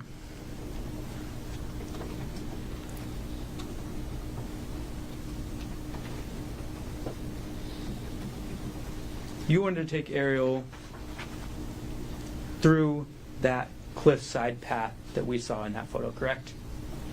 Yeah, I wanted to take her on the hike and go with her on the hike and make it all the way to the puka. That was the plan. In Publishing States Exhibit 122, you wanted to take Ariel along this path, right? That's right.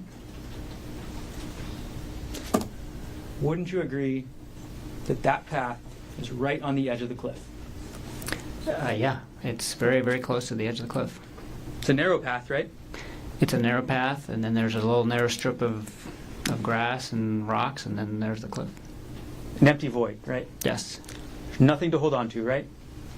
For this part of the trail, not much. I mean, there's some brush on the other side, but you have to really watch your step. But Ariel didn't go that far on the trail that day, did she? No. Because Ariel didn't want to hike anymore, right? Yeah, there came a point in time where Ariel did not want to hike anymore. Ariel deviated from your plan to go up this part of the trail, right? I wouldn't characterize it like that. Well, you planned to go up this part of the trail, correct? That's correct. And Ariel didn't follow through with that part of the plan, right? Yeah.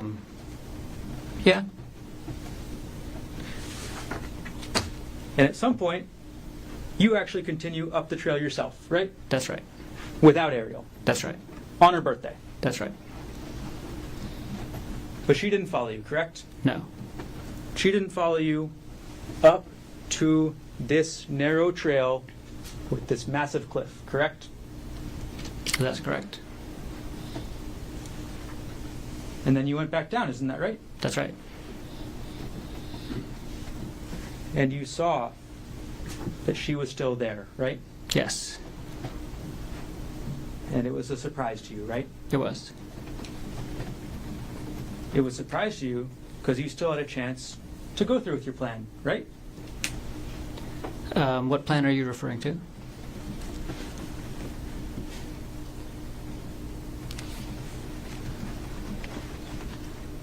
It was a surprise because you still had a chance to go through with your plan to push Ariel off the cliff. Isn't that right? That is not right at all. The area where you and Ariel ended up still had a massive cliff next to it, correct? Yes, The area where you took the selfie had a massive cliff behind it, correct? that's correct. It would work just as well as the area in this photo to push somebody off, correct?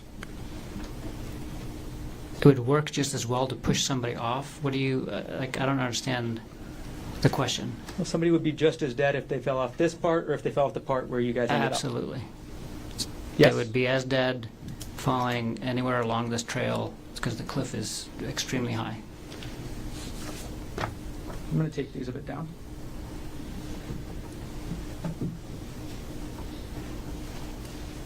Before we get to the final parts of the trail, you testified this morning, and you said, please do correct me if I'm wrong here, that you were not sexually demanding of Ariel. Is that correct? That's correct. That is your testimony. Yes, You and Ariel went to couples counseling, isn't that correct? that's correct. And when you went to couples counseling, you testified about the counseling yesterday, right? Yes. Can And we approach Sharon? Sure, come on up.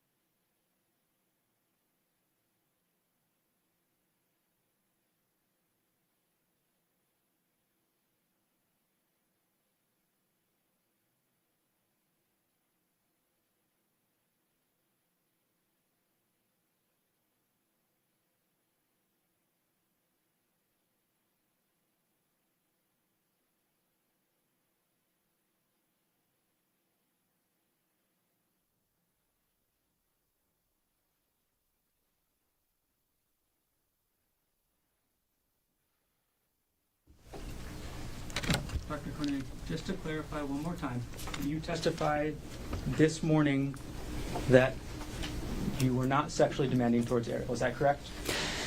I think we. The question was if I ever demanded sex of Ari, and I've never demanded sex of Ari. So you never demanded it, right? That's right. How often did you want to have sex with Ariel? There was no specific number of times. It was up to every other day, right? Was what up to every other day? You wanted to have sex with Ariel and of an amount up to every other day. Isn't that correct? At some point in our relationship, we had sex, I'm sure, every other day for, that period of time, but there was never a point in our relationship where I... What's the question? So, in December 2024, Okay. after you confronted Ariel about this relationship, you Yes. still wanted to have sex with her every other day. That is not true. We had sex for a portion of December, and it was not every other day, and I never demanded to have sex with her every other day in December or at any point in time in our relationship. And after December 24th, she did not have sex with you again, correct? After December 24th, we did not have sex again. And you testified yesterday that you went to couples counseling, correct? That's correct. And you testified that there were other issues, right? That's right. And one of those issues was an intimacy issue, correct? That's correct. Okay. And the couples therapist you saw, at least one of them was named Gemma Cannon, correct? That's right. And she had a meeting with you in December 2024, right? She met with both of us on December 27th. December 27th. So this is the same day as you've had this continued fight with Ariel, right? We had, I would say, two arguments, two big arguments in December, and one was around the middle of the month, and the other one was on the night of December 26th, and then we argued about it again on the morning of December 27th, right before counseling. That's correct. So you went to counseling with both you and Ariel, correct? That's right. And you both told the counselor what your problems were, right? Yes. And the counselor, Miss Cannon, Objection. If we're hearsay, if we're getting into what somebody else said. The substance not coming in. Overrule. Excuse me? No. It's not substantive. Overrule. okay, so you and Ariel both told the counselor what your problems were, right? Yes. Your problem was the same problem you've talked about a lot already, right? The Yeah, emotional affair. The main issue that I wanted to address was the aftermath of the emotional affair, which included a lot of different issues in our relationship. It wasn't just one thing. It was a big kind of... It was a... And Ariel also stated what her problems were, right? That's right. And the counselor listened to both of you and came up with a plan, that's right? That's right. And the counselor's plan was to deal with the intimacy issues first, correct? The counselor's plan was to deal with the issues that Ariel brought up first. Yes. That was the intimacy issues? Yeah, part of it. And then you would deal with the affair afterwards, right? Yes, and not afterwards, but because again, these are not just like things you check off, off of a to-do list. The affair was causing a lot of issues in our relationship, and addressing those issues were going to take probably years. And the issues that Ari brought up, similarly, was also not just going to be a check off the box thing, and it's probably going to take some time. And the counselor said that she's going to start off with the other issues, and not start off with the affair issues, but it wasn't just like we were going to finish the one, check it off the box, and then move on to the next. There's overlapping issues, and it's all to do with the relationship. And so it's not fair to characterize it like we were going to finish one and then move on to the other. But we were definitely going to. She said, we're going to basically let's prioritize talking about the issues that she brought up first. Gerhardt, are you okay with waiting to address a lot of the issues to do with the affair until later in therapy? And I said, absolutely. And you testified yesterday that those issues about the affair were never really resolved. Is that right? No. Yes, that's right. So, talked about Ariel's issues, and the issues you brought up were never resolved. Correct? I'm sorry, ask that again? The first priority was Ariel's issues, the intimacy issues, correct? The first priority was Ariel's issues, and intimacy was one of them. And then your issue, the emotional affair, was never addressed, correct? And our issue, the affair, wasn't adequately addressed ever either. And neither were the emotional issues. And I have to say, part of the affair and the aftermath of the affair, I had emotional issues, intimacy issues as well with her. So the intimacy issues went both ways. And when we... Just I'm going to ask my next question. Go ahead, sorry.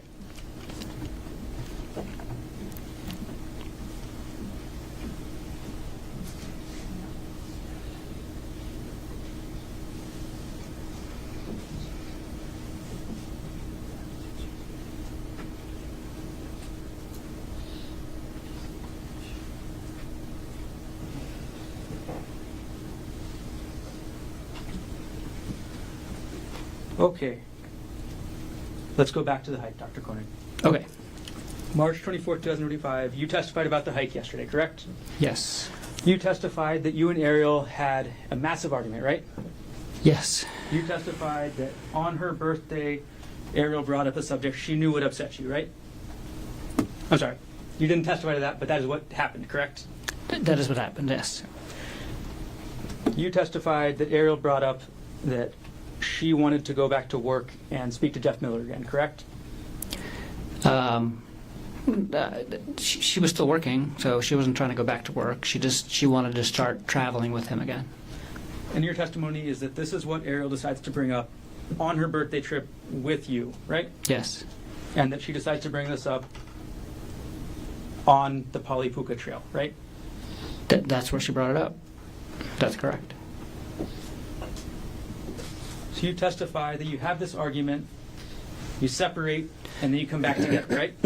Yes. You take this selfie right by the cliff, correct? Yes. And then you testified that Ariel pushed you, right? Yes. And you testified that you could barely hold on, right? I almost went off the cliff. And then you turned around and you testified that Ariel was 5 to 10 feet away, right? By the time I turned around, she had backed away, and she was not. And yeah, that was part of why I was concerned that that was a shove and not a accidental thing. And then you approached her, you went towards her. I did. So you think you about get pushed off a cliff, and then you go 5 or 10 feet to get to Ariel, right? I moved towards her, that's correct. And then you say that Ariel pulled you onto the ground, right? That's correct. You're bigger than Ariel, right? Yes. You have at least, or at the time of the offense, or at the time of the incident, you had at least 20 pounds on her, right? Yeah, roughly 20 pounds. You're stronger than her, right? Probably. You're a doctor, so you know that men generally are stronger than women, correct? Yes. It's just a scientific matter of testosterone, right? That's true. But you testify that Ariel managed to pull you to the ground, and she pulled you on top of her, right? That's correct. Okay. Then you testified that Ariel wouldn't let you go from on top of her, right? That's correct. You testified that she wrapped her legs around you, right? She wrapped at least one leg around me, yes. Yesterday you said legs, right? I think I said leg. It was at least one. And you testified that she grabbed your testicles, right? She did. And that she wouldn't let go, right? That's right. All this time, you were on top of her, right? That's correct.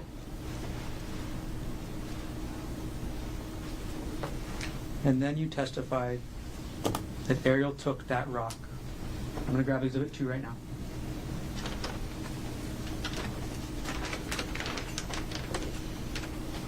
You testified that Ariel took this rock and hit you in the face. Isn't that right? That's right.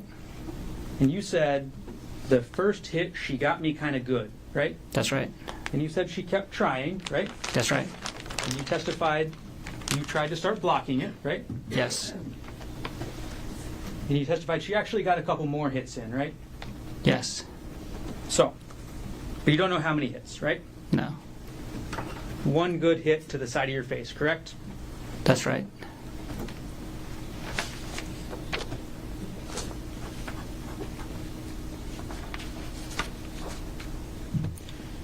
I'm going to publish State's Exhibit 236.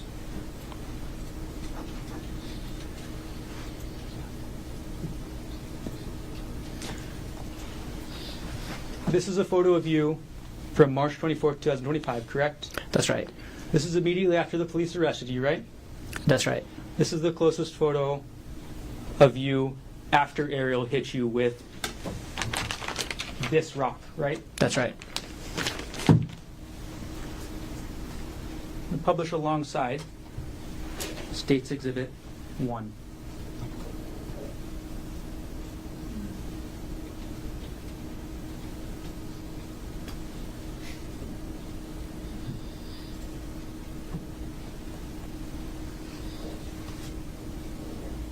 Okay, so on the right side, we have you after Ariel got one good hit with you with the rock, right? That's right. And on the right side, we have you after Ariel kept hitting you with the rock and got a couple other less good hits. Is that right? That's right. On the left side of the screen, you testified that you hit Ariel 2 times, right? That's correct. On the left side of the screen, we have the results that you say you hit her only 2 times, correct? That's correct. Let's move on to the next day. We're going to publish States, I'm sorry, not the next day. We're going to publish States D30 on the right side. I'm sorry, Defense 30 on the right side.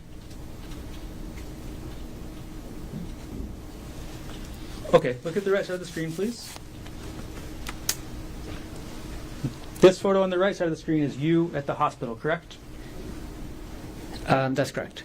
You at the hospital on the night of March 24th, 2025, correct? That's correct. This is you at the hospital after Ariel got a good hit on you with this rock, correct? That's right. On the left side of the screen, I'm going to put up States 23.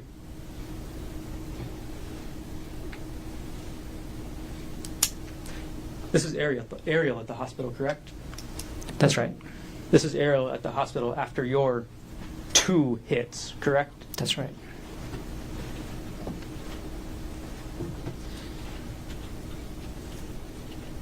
And you say only 2 hits to Ariel, right? I only hit her 2 times.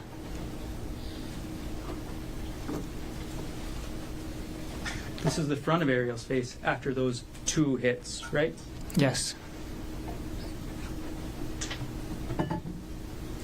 Which exhibit? States 22. Thank you. Put up States 27. This is Ariel's hand after those. This is Ariel's hand after those 2 hits, right? Yes. And lastly, we'll put up on the left side States 1, 2, 8.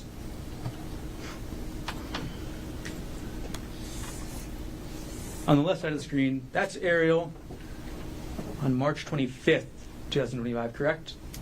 I don't know when that picture was taken, but I'll take your word for it. That's Ariel the day afterwards, right? Like I said, I don't know when that picture was taken, but I'll take your word for it.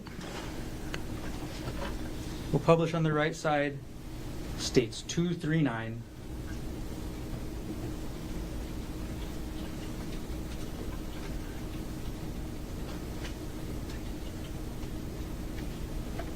We'll flip it upside correctly. And this is you, again, correct? Yes. This is you on March 25th, 2025, right? I think that was like the night of, like just after midnight, but it was after the previous picture. That's right. This is you one day after Ariel hit you really good with this rock, isn't it? That's right.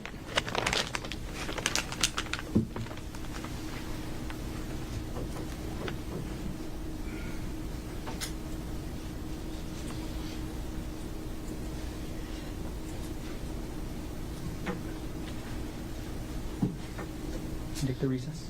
I'm sorry. Should we take the recess? That was a good time. Ladies and gentlemen, let's take our afternoon recess. Ms. McKellen will get to it at 2:45. Leave your notebooks on the chair. All right.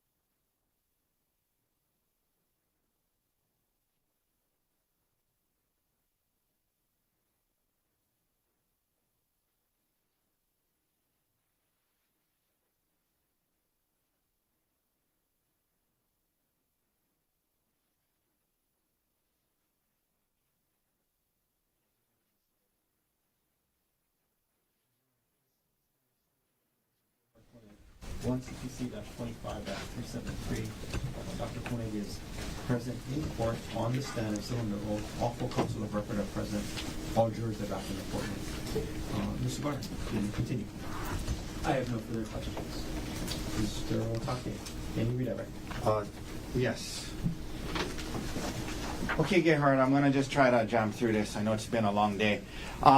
You were asked about going into detective mode. Why did you go into detective mode when you saw these things and learned about what Ariel had been doing or communicating, the way she was communicating with Mr. Miller? Why did you go into detective mode? I just needed to find out details about the relationship. Okay. For you, it was something you were searching for information. She was obviously deleting things and trying to hide things, and I just wanted to understand what was going on, really. The extent of the Yes. relationship. You were asked about the text messages from 12/1 that started, and that was a Sunday. Remember that? That's right. And you were asked about, well, I would say good morning, and then it went on throughout the day, Christmas lights, what you're doing, all day long until good night. And you were asked that, there was nothing sexual in there. Were you still concerned that on a Sunday your wife was communicating with another man all day long? Yeah. Objection leading. Yes. Even though there Move wasn't. to strike the last answer. Granted, last answer stricken. Did the text messages still concern you, even though the word sexual wasn't in there? Yes. Sustained. And move to strike the last answer. Granted. last Were answer you stricken. concerned by the text messages on that Sunday between your wife and another man? Same objection. Sustained. That's leading. How did you feel about the text messages on that Sunday between your wife and another man? I was very worried.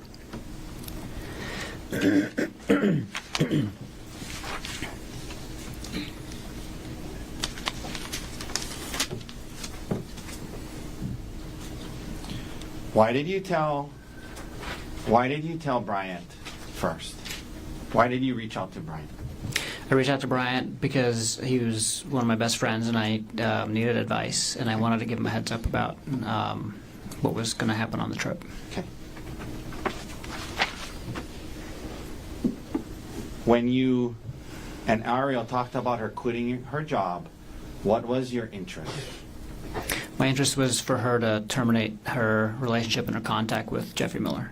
Were you going to be perfect? Were you okay with her getting another job? Absolutely.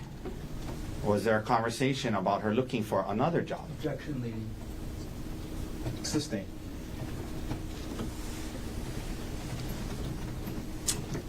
Did you and Ariel talk about what would happen if she quit her current job? Yes. And what did you guys discuss? She was going to look for another job. Okay. You were asked a lot about her this conversation about her moving out and then not. Initially, what was your thoughts about her moving out? Initially, when you found out about it in San Luis Obispo?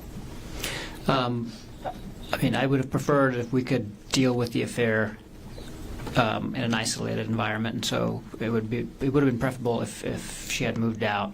Did you eventually change your thoughts on that? Yes. Okay.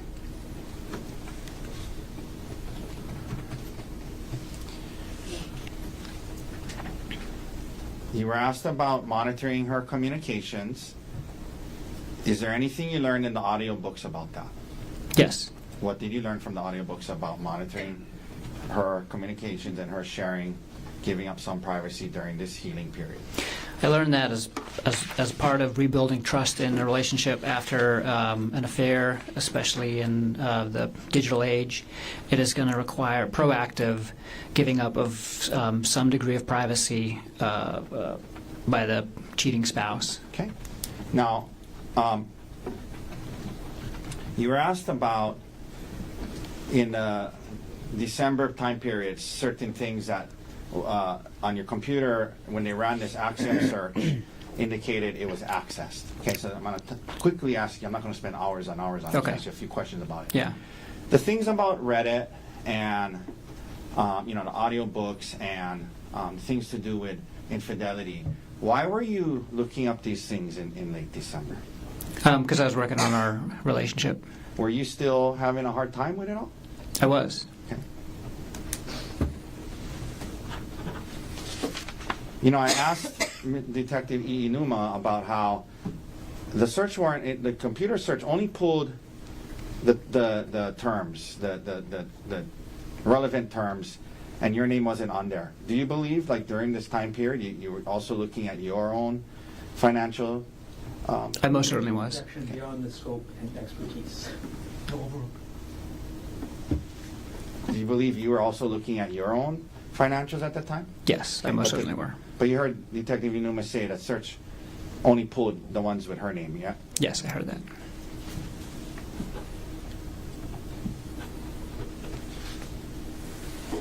You mentioned at the end of the year, sometimes you were saying, you're asked about, I just want you to explain it more. So at the end of the year, when you're doing some tax planning, would you commonly look through certain files? Objection leading. No, overruled. You can answer that. Yeah, and not just tax planning, but just financial planning, like budgeting and things like that, and kind of reviewing, like, you know, how our retirement accounts were doing, and it was more than just tax planning. You know, there was a retirement account of Aries that they brought up. Yes. I wanted to ask you, I think you're trying to explain, but why do you have a recollection of why you might have been looking at her retirement account? Yeah, so she had Tell the jury why. she had like almost $200,000 in her retirement, and when we purchased our house, we purchased it through UBS actually. So they actually do home loans as well, and as part of that, they convinced us to move all of her retirement into one of their accounts, which is a managed account, so they charge a fee on it, and they wanted me to move my retirement account out of my account too when I terminated my job, but that was after we closed on the house, so we didn't end up doing that before we closed on the house, and I was glad because Aries' return at UBS was very poor for 2024, and so I was looking at her return in 2024 that she got at UBS, and I was looking kind of at historical data, and then I was also looking at her return that she used to get on the same retirement money when it was still held at Westinghouse, and it was part of the process to decide if we were going to switch to her retirement account to a different account and provider to get a better return. Okay. You know, all these financial documents they brought up, were you trying to, like, see if it would be cheaper to kill her than divorce her? No.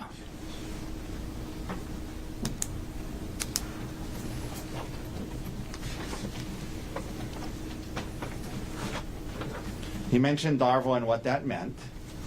Why did that term resonate with you? Oh, because so it felt like she was deflecting and then also blaming me for now the affair, and then also bringing up other things. And one of the threads that I read in Reddit talked about that idea, and then it used that acronym, and so then I was like, oh.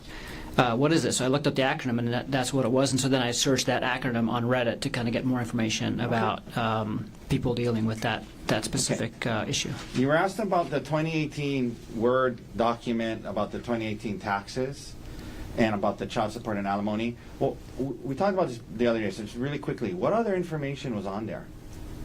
Oh, everything to do with our taxes. So, yeah, I don't know if you want to go into specifics, but... So it wasn't just alimony and child support? That's right.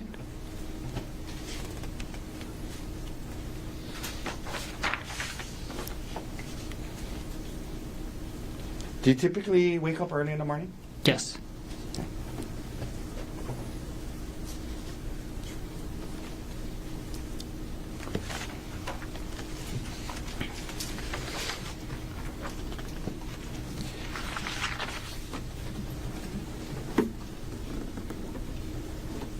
You talked about this the other day, but after looking at the Palipuka on the website, what again? Why did it seem like a good one for you guys? What was the reasons? Yeah, I thought that was going to be a really good hike for us to do because, like the prosecutor mentioned, it has these expansive views of the entire East Oahu. I'm sorry, West Oahu. No, East Oahu. East Oahu. That was kind of one of our goals, is to kind of explore the island but kind of see it, so we can get an idea of what the island looks like. It was a relatively difficult hike, which we were kind of used to, and we liked hikes like that. That's like a little bit out of the ordinary, and it ended up, at this really cool spot where we could take a picture. It was close to Waikiki, and it was a short hike. Okay. Fit into You our guys wanted schedule. to do other things that day. Yes. Okay. 1 second.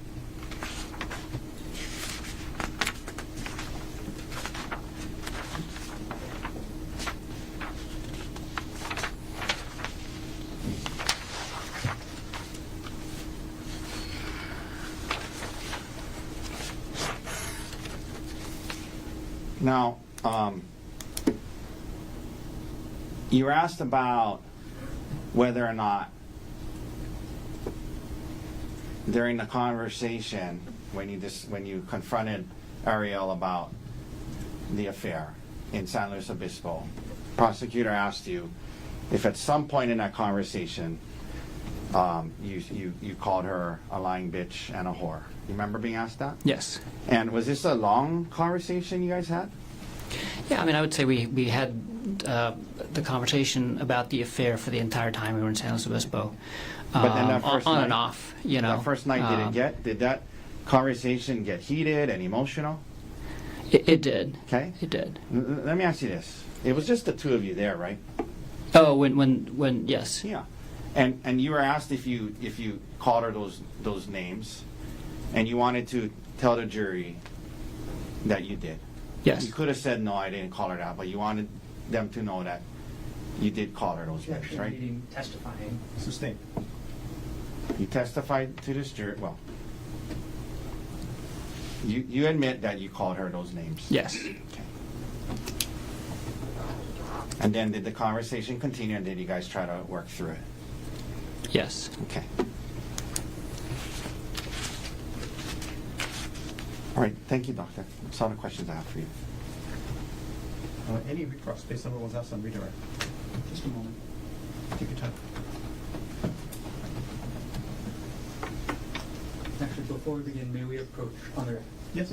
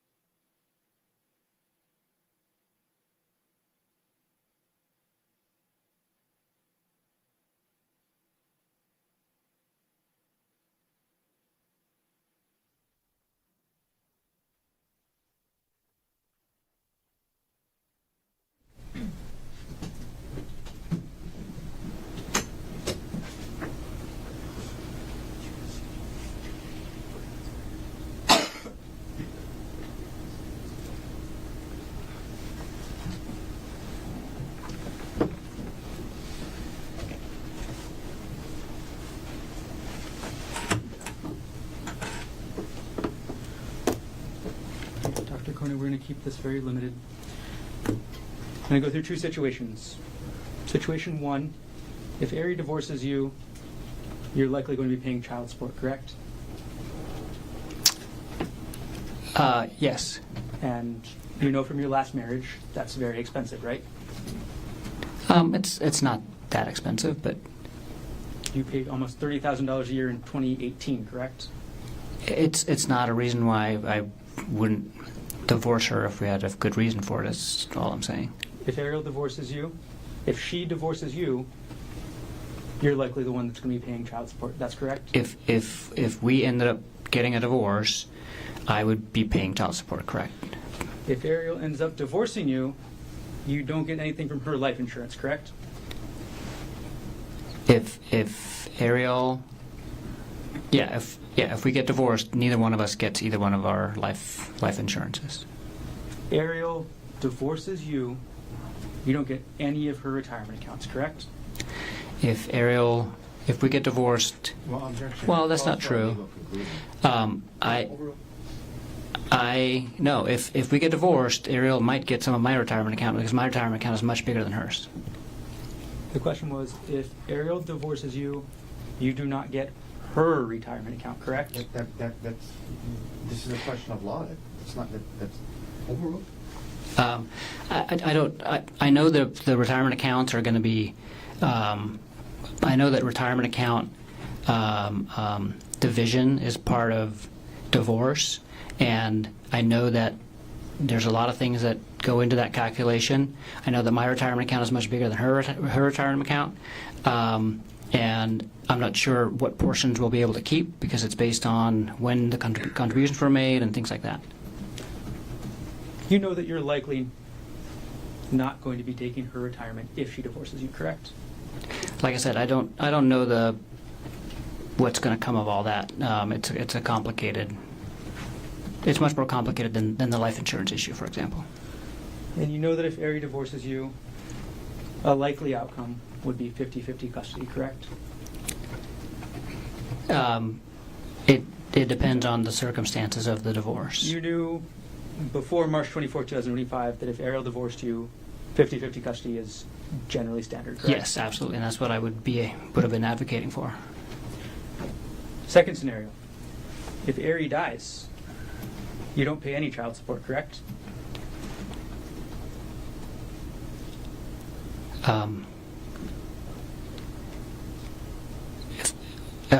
If Ari died when? If Ariel Konig dies, you're not going to be paying her any child support, correct?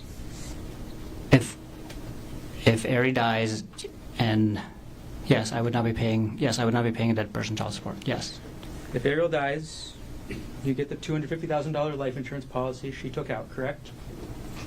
Yes. That your suggestion, correct? Not my suggestion to take out the life insurance policy. It was a joint decision.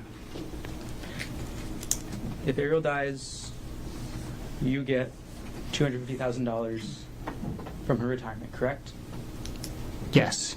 As the sole beneficiary, correct? Yes. If Ariel dies, you get full custody of the kids, right? If Ariel dies, I'm the only parent left. Yes. No further questions.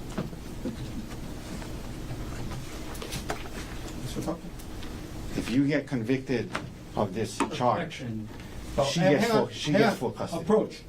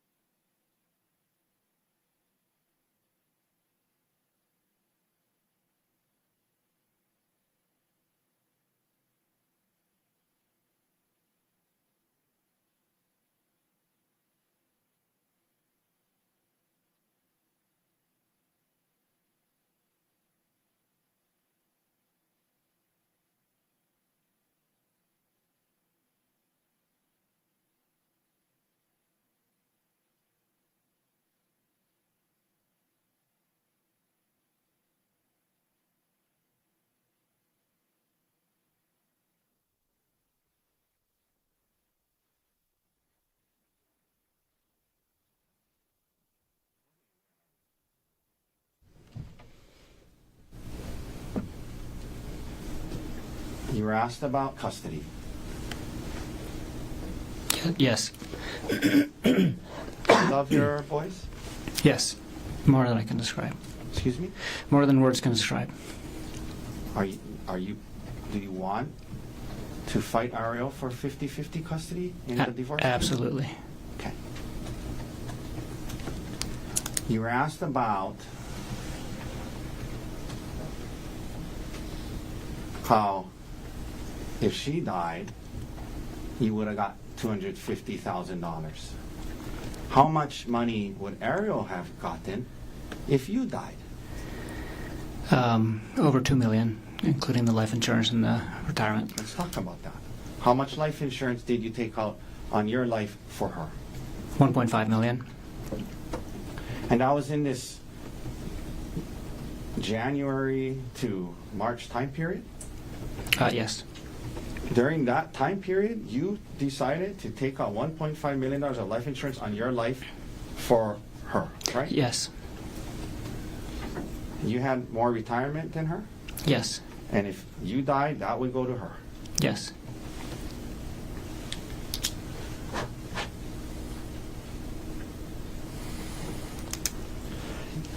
They brought up child support. Throughout, when you were your two older kids, they asked you about that. After you and their mom split up, did you pay child support? Yes. Did you feel it was the right thing to do? Yes. Did you want to do that for your kids? Yes. If you and Ari got divorced, would you be willing to pay child support? Yes, absolutely. Would you do financially whatever you needed to do to make sure your kids had a good life? Yes. Thank you, Gerhardt.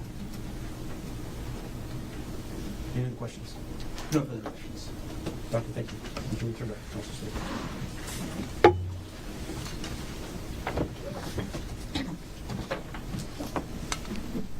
Mr. Otake, does the defense wish to present any other evidence? Can we approach? Sure, come on up.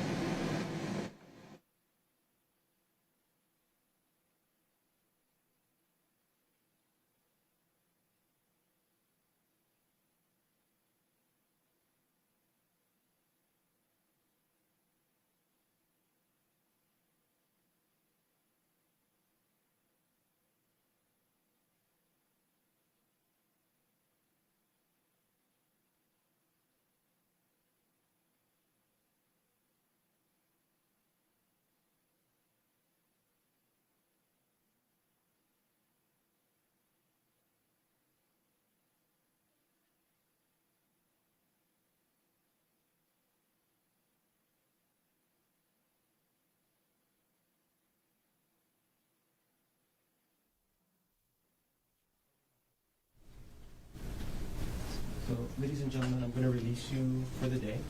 It's a long weekend. I think we all could use the long weekend. I hope we get some rest this weekend. I'm going to have you come back on Tuesday. We'll start up at 9 o'clock on Tuesday.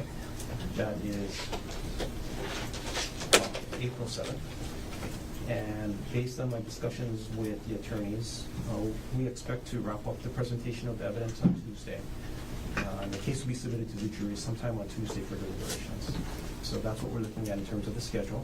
I know it feels like a long road, but we're actually ahead of schedule. So I do hope you have a good, restful weekend. Again, there's a lot of coverage. Don't watch any of the coverage. If it's on when you're having dinner, turn off the TV, walk out of the room.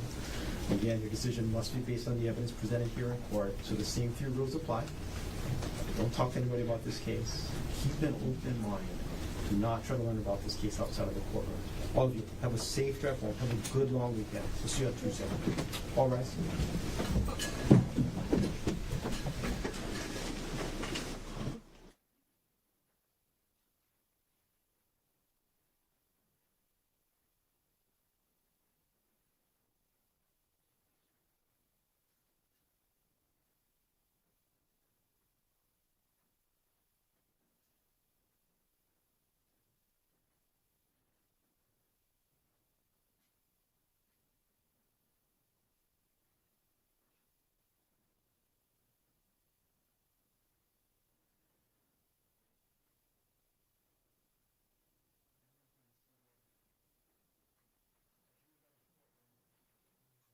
So I have one question. The jury instructions that we settled earlier, at this point in time, court is not contemplating any amendments as we settle them. Mr. Garner, anything on that issue for the state? No. What you Mr. Otake? Can't think of anything that happened today that would change it. Counsel, can I ask you for a favor? Because I know you're living this case. If there is something we need to revisit, can you let me know first thing Monday morning? So it doesn't delay any of our proceedings on Tuesday. Yes, absolutely, Your Honor. And Mr. Garner, anything else you want to take up on record before we adjourn for the week? I may want to revisit the tailoring issue I made in terms of closing argument. You want to take that up now? Sure. I mean, the cases that I'm aware of so far are Walsh and Walsh is the main one, right? Walsh is the most recent one, and that involved the prosecution essentially arguing in closing argument that the defendant can't be trusted because they've sat through and locked in the trial. I understand that it's not allowed. Right, it's contrary to the instructions, right? Yes. That being said, the defendant in this case did testify to some very specific legal terms, especially regarding EMED, which I do want to be able to comment on. Just to be clear, I mean, our position is EMED should not be given, and we're telling the jury it did not apply. And when he said that, yeah, I was in a severe emotional state, he was talking about after the fact, not when he did what he did. I asked him, how did you feel immediately after this? He said, I was in a severe emotional state. So that, like, if he's suggesting that he said that to try and get convicted of EMED, that's ridiculous. Because number one, we're saying EMED should not be given. We're telling the jury that it should be disregarded. And number three, the comments he made about being in that state was after the fact. Obviously, for EMED to apply, you have to be in that state during the incident. So, And that's the only tailoring argument that you're considering, Mr. Garner? Like you say, make it sound like I should be considering more, but that's the only one on my mind at the moment. I'm not suggesting you should be considering more, but because my general inclination is to keep it out at this point in time. And so I wanted to know if you had more, because I will go back in and I will reread Walsh and anything else connected with tailoring to see if it changes my initial inclination, but that's what it is right now. Understood. Thank you for sharing. And just to get into that a little further, number one, nothing in the evidence had to do with EMED or the standard for it, right? So it's not like he would have heard that throughout the trial, okay? Hypothetically speaking, if there ever was something to do with that, arguably someone in that position would have learned about that through his attorney. So now you're getting into attorney-client privileged communications. Well, that's not true, because we were all here when we settled jury instructions and we had a long discussion about State versus Perez and State versus Moore. But again, my inclination is to not allow the Taylor argument. If we need to take it up, but I'm happy to make a record. Well, I respectfully, when you say that's not true, I'm not going to get into my communications with him, obviously. But obviously, any attorney who does this work would have had discussions about it before settling jury instructions. So I understand when you say that's not true, what you're saying is he could have also learned it from other places. But here in open court, when we settled jury instructions, I'm pretty sure Dr. Konig was here. I understand that. I'm just suggesting when you start getting into what a person may or may not know legally, you're getting into communications with their attorney, regardless of if the same subject matter was discussed later. Mr. Otake, anything you want to take up before we adjourn?